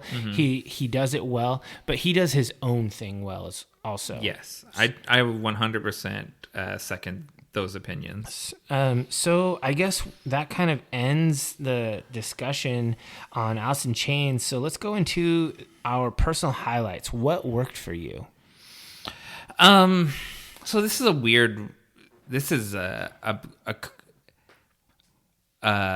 movie highlight, emotional low light. Okay. The stuff with Mark Lanigan from Screaming Trees, talking about the European tour. It's heartbreaking to me, but I think it's very insightful. And that was the sort of, it's the sort of thing that made this something unique and worth watching, and not just a collection of Headbangers Ball clips. Yeah, I've watched a lot of, like I said, I watched a ton of Layne Staley and Alice in Chains interviews prepping for this.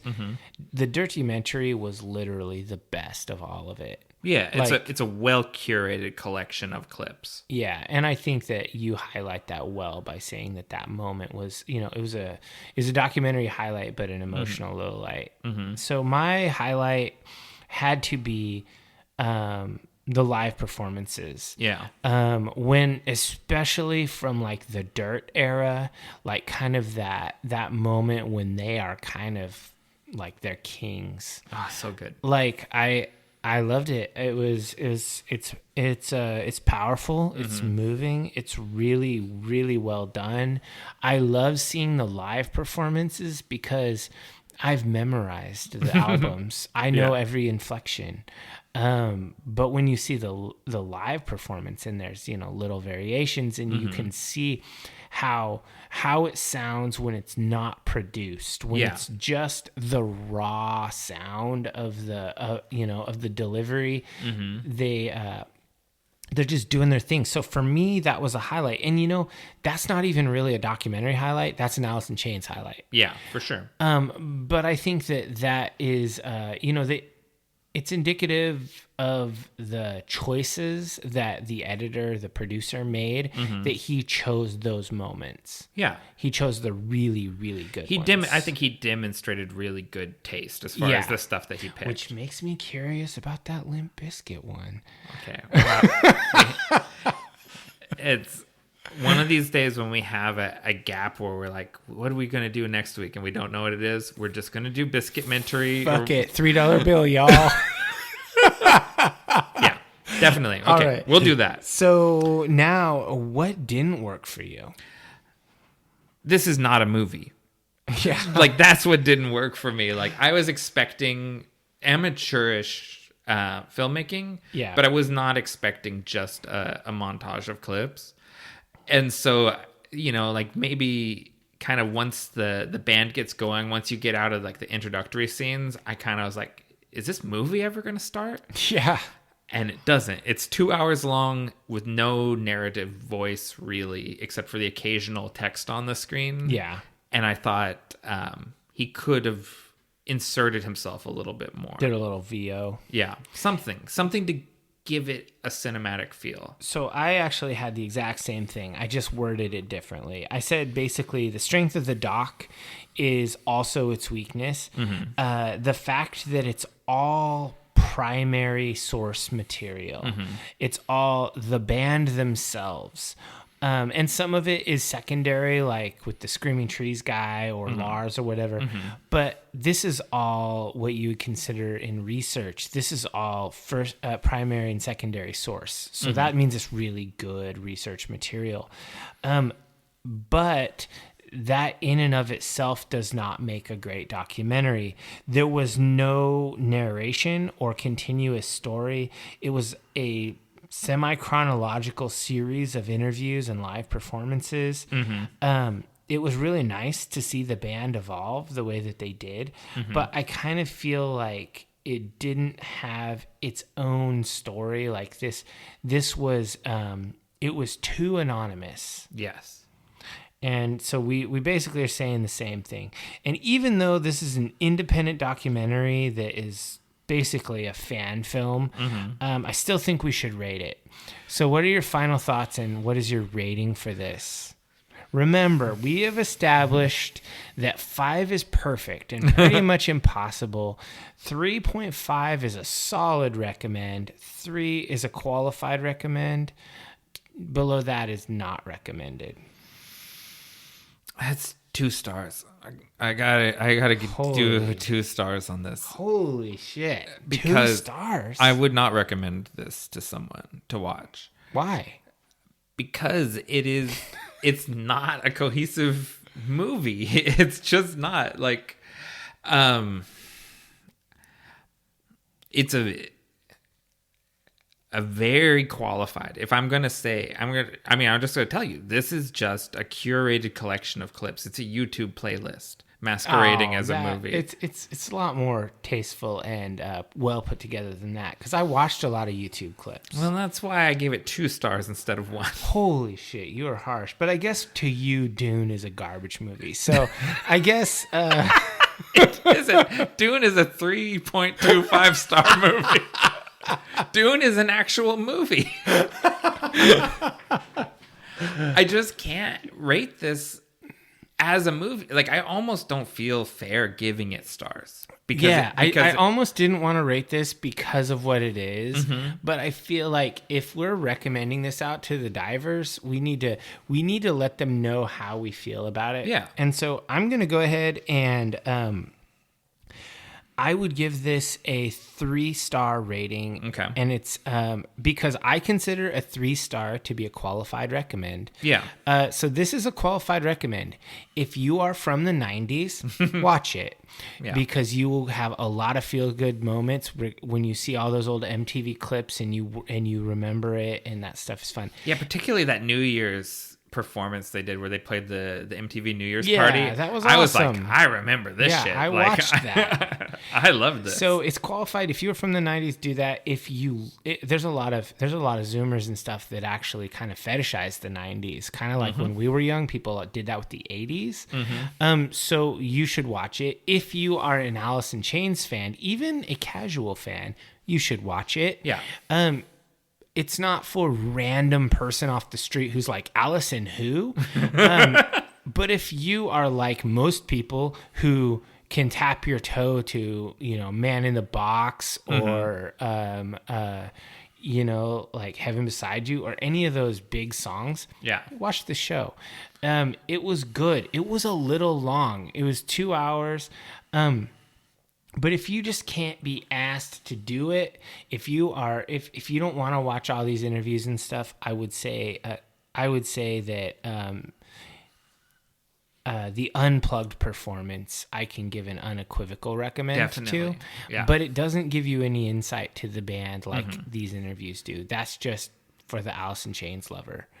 Anyway, so 3 stars is what I get it. What I give it. So I think you justified that. Yeah, it's a qualified recommend, but it's good. So I guess our unified recommend is at 2.5 stars, which is a little sad to me because I am an unabashed lover of this band. I don't want my name attached to a low rating with anything regarding them. But this is specifically this YouTube documentary, not the band itself, who are a 5-star band. For sure. And I definitely think listen to these albums. I recommend the albums sort of unequivocally. Yeah. At least the classic ones. I'm less hot on the new stuff, although I think it is high quality and they don't embarrass their legacy at all. If you're a fan of rock music at all, if you're like, I like rock music, new Alice in Chains will not disappoint you. Yeah. In fact, you will like it a lot. Yeah. But if you're like, oh, I'm a hip hop fan or I listen to dubstep, maybe don't listen to new Alice in Chains. It might not work because for you. Guys in their 50s making awesome rock music isn't your style, Fair, yeah. But definitely sign up for Quello and watch the Alice in Chains Unplugged. Fuck Quello, dude. No, we like Quello. Oh, that's true. Sponsor. No, I'm just kidding. If Quello and Audible sponsored us, I'll give a Quello and an Audible recommendation every single week if you gave us money. Wow, I generally get. I'm a paying customer of Audible, so yeah, so am I. So that's an easy recommend. Do you recommend Audible? I literally pay them every single month and have for years. But if we could get that Audible subscription to be free because we recommend them so often. That'd be like if we had a Patreon. It would be like subsidized. Anyway, that's top for another day. So let's go ahead and let's wrap this up, and we will come back with our final segment. So I guess that is a wrap on the Dirtumentary.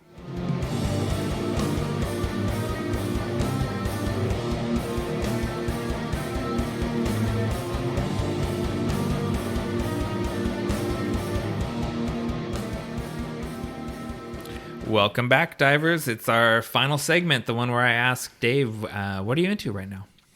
I am into Ravenloft.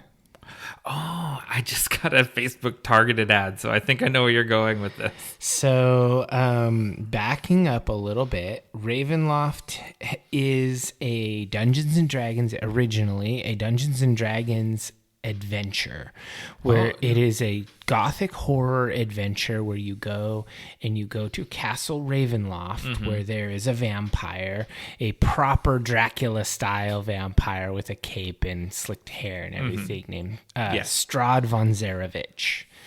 And he's Polish, I guess. I guess so. And so actually he's Barovian. Yeah.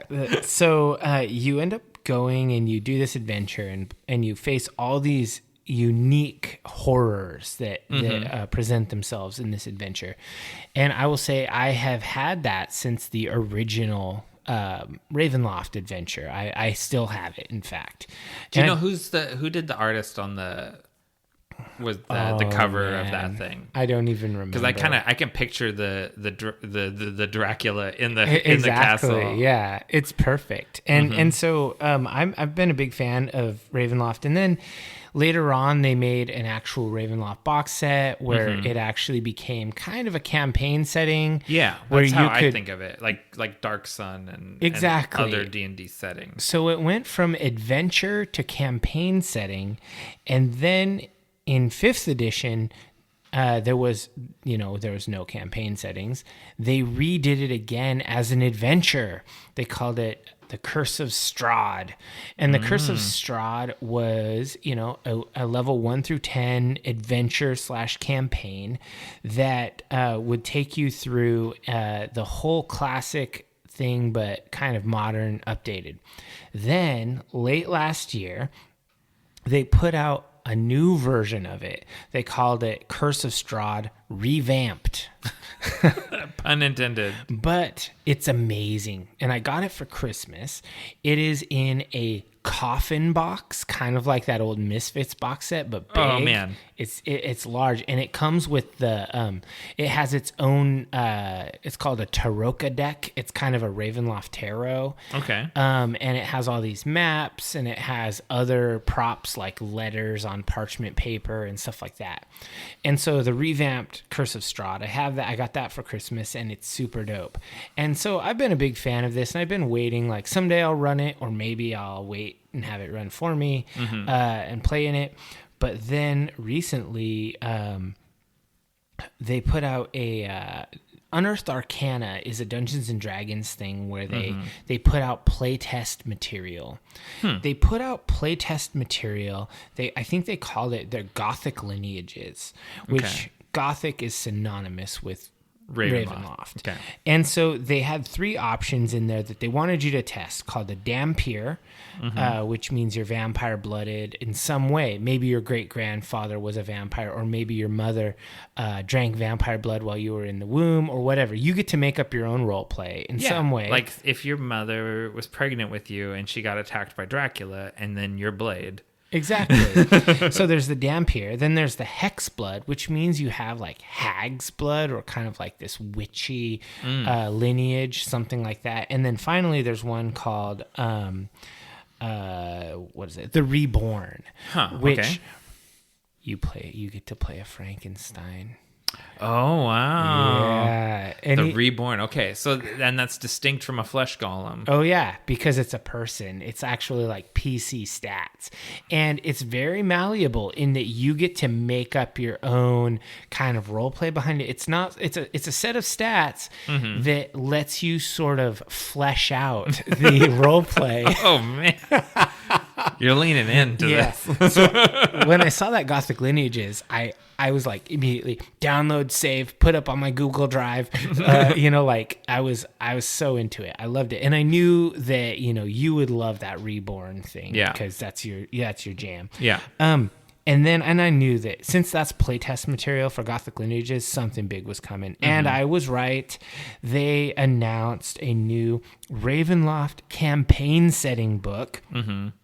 Called Von Richten's Guide to Ravenloft. And yes, Von Richten, that was the targeted ad that I got this morning.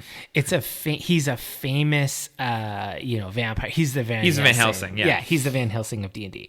So Von Richten's Guide to Ravenloft will be a full-on campaign setting where they won't just detail out Barovia, which is Strahd von Zarevich's domain, where he's the domain lord.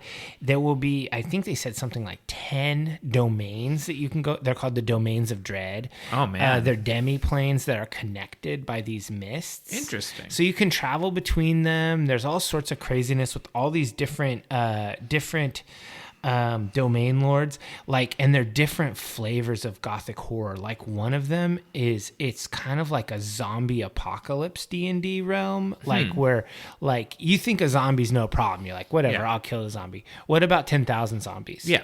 You know, it's pretty cool. Like I am beyond stoked to get this book. Like I've already pre-ordered the special variant alternate cover at my friendly local gaming shop, Dice Age Games. So I'm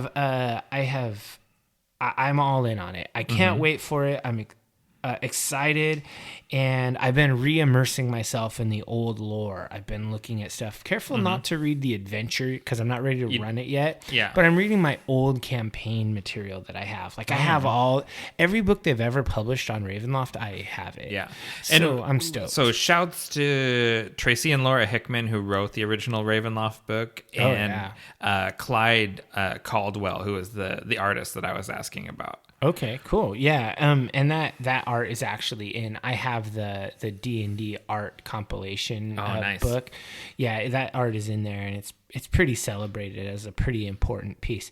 So that's what I'm into right now is Ravenloft. So if you are similarly interested, I recommend anybody go to their local gaming shop and pre-order Von Richten's Guide to Ravenloft. And if you want to be just like a super fan, you can pick up Curse of Strahd revamped, still available online.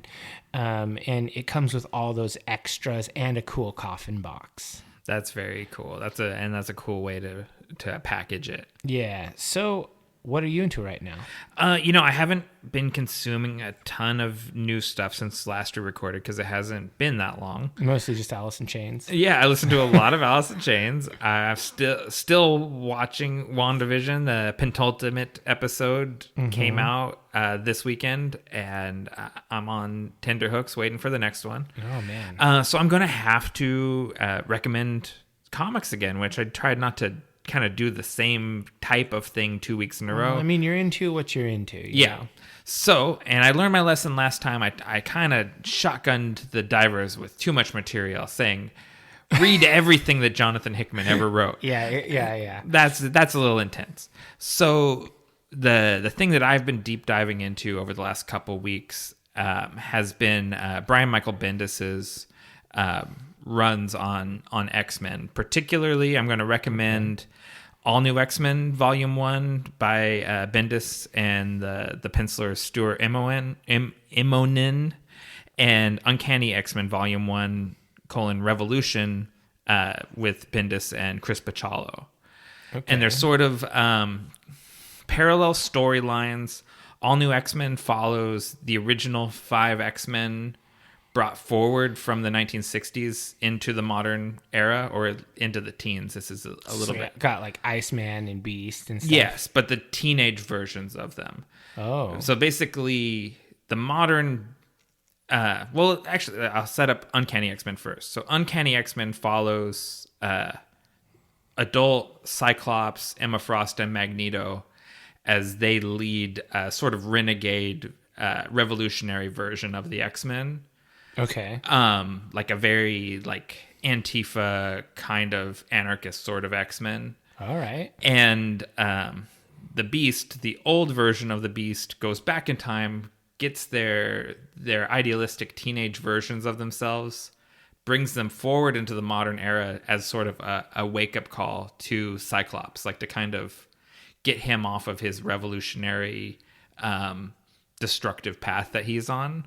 Huh. And then the two stories run parallel to each other, with the kids getting this sort of crash course in the modern world and everything that's messed up about it, and this sort of radicalized Cyclops and his renegade X-Men. Huh, that sounds interesting. I will say straight up, I hate time travel. I think comics maybe aren't for you. Okay. Well, I mean, it's like a MacGuffin, you know? Yeah. It's like, you can do really cool stories with it, but you can also do really lame stories with it. Yeah, for sure. It's what's the line in Looper where he says, "I'm not going to sit here and discuss the intricacies of time travel with you. You end up making diagrams with straws." Yeah, dude, Looper was good. Yeah, Looper's a good movie. Yeah. And it's got time travel. Okay, and, all right. So yeah, I mean, I like the X-Men, and this is sort of like a boiled down one. Is it? I don't know. Where do you find this? Where can a non-dweeb get this? Comixology. Okay. I think these collections are all in print, so they're easy to find, and you could probably. Do they have them in trade? Yeah, definitely. Yes, because this is all from the mid-teens. It's easy to find used copies of this if you actually wanted physical ones, or you could download it off Comixology or Marvel Unlimited, which is where I'm reading it. I started doing this thing, and it's kind of nuts, where I don't use my phone before I go to bed. I put it on. It's hard, but it's so good for you. I put it on the charger and I put it face down, and I have a book on my end stand. It's made out of paper. Oh man! Oh yeah, you said you were going to get a paper book. I did, and I started reading it each night. That's wild. I know, it's insane, dude. But I mean, I will finish it eventually. So maybe getting some trades of some cool comics would be a good thing. Yeah, and I was thinking about this because you're always skeptical when I talk about comics, but because they're so lame sometimes. But I remember you were deep in Ultimate X-Men. Because that shit is quality. Right. And so Bendis was the writer on kind of the second leg of Ultimate X-Men after Mark Miller I really do quit. like Mark Miller's writing. Yeah.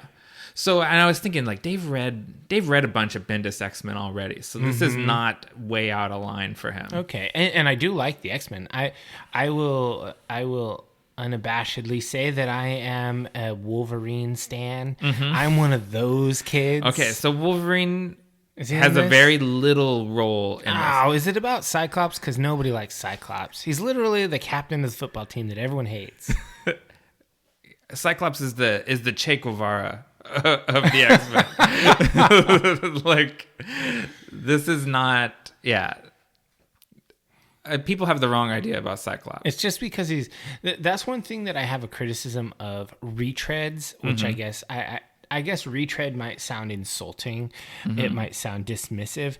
But when you're doing the nth version of a character, you can't ever separate your version from the version that is in somebody else's mind canon. Yeah, or for head sure. canon. Whatever. And for a lot of people, that is the cartoon. It's always the cartoon. And that is the most, caricature version of Cyclops. Yeah. But I would say Cyclops is the true believer, right? Like, he's the extremist. And so there's kind of like, there's only two things. When you're a true believer, there's only two ways to go, which one is fully radicalized and the other is disillusioned. Sure. So is there a modern, extremely well-written comic about Gambit? Because I've always wanted that. Modern? Probably, I think the most recent, well-received, although I haven't read it, so I don't know about recommending this. It's called Mr. and Mrs. X. Okay. About Gambit and Rogue. And I know people like it. So it's pretty popular, but I haven't gotten to reading that yet. I kind of ask you that question as a curveball because I want to introduce the segment that we're going to do at some point in the future, the Daves of Future Past, where I ask Nick random comic book questions. Maybe we'll let him prepare, maybe not. Yeah, and I just wing it. And we'll sort it out. But basically, I am a guy who I would consider myself a casual comics fan. Yeah. Nick is the opposite of that.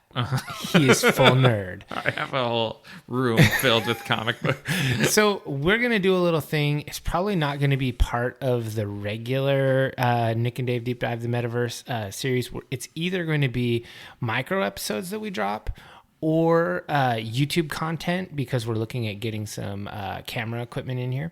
Right. So watch for that. We're gonna be doing a little bit more side content that's not part of the main episode, because there's a lot of shit that we like to talk about. Obviously, we've been friends for so long. Yeah. We have a lot more to say. And we can't make these episodes any bigger. Like, we're really testing your patience right now. No, like this is going to be a full-length episode about a documentary that was mostly live film. Oh, we're the worst. So we're going to make some side stuff so you can listen to it a little bit more bite-sized. Mm-hmm. And those I would like to make available still on our podcast feed, even if we 0.5 them, or just fuck it, who cares about the episode number? Like, just inflate it, even if it's a 20-minute episode. Cool. So that is a preview of Days of Future Past, where I asked Nick a random comic book question about a character I like. So you're like, yeah, well, don't ask me about Grifter. I don't. Oh, yeah. Well, I gave you all my Grifter comics. I guess I need to read them and then tell you about them. I've already read all those. All right. So I think we're good. I think so too. Give us the call to action.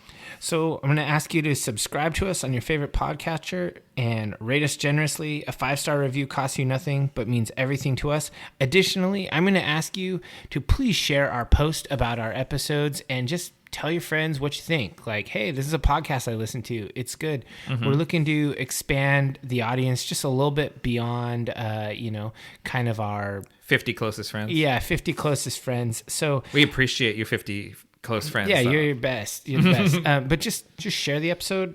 Tell your friends what you think. Yeah, you can find us on all social media platforms across the metaverse as Deep Dive the Meta. We are on Twitter, which Dave prefers. We're on Instagram, which I like. But we're also on Pinterest, which no one likes, although Future they sponsor. should. Well, I guess this is really goodbye. Don't say goodbye. Say good journey.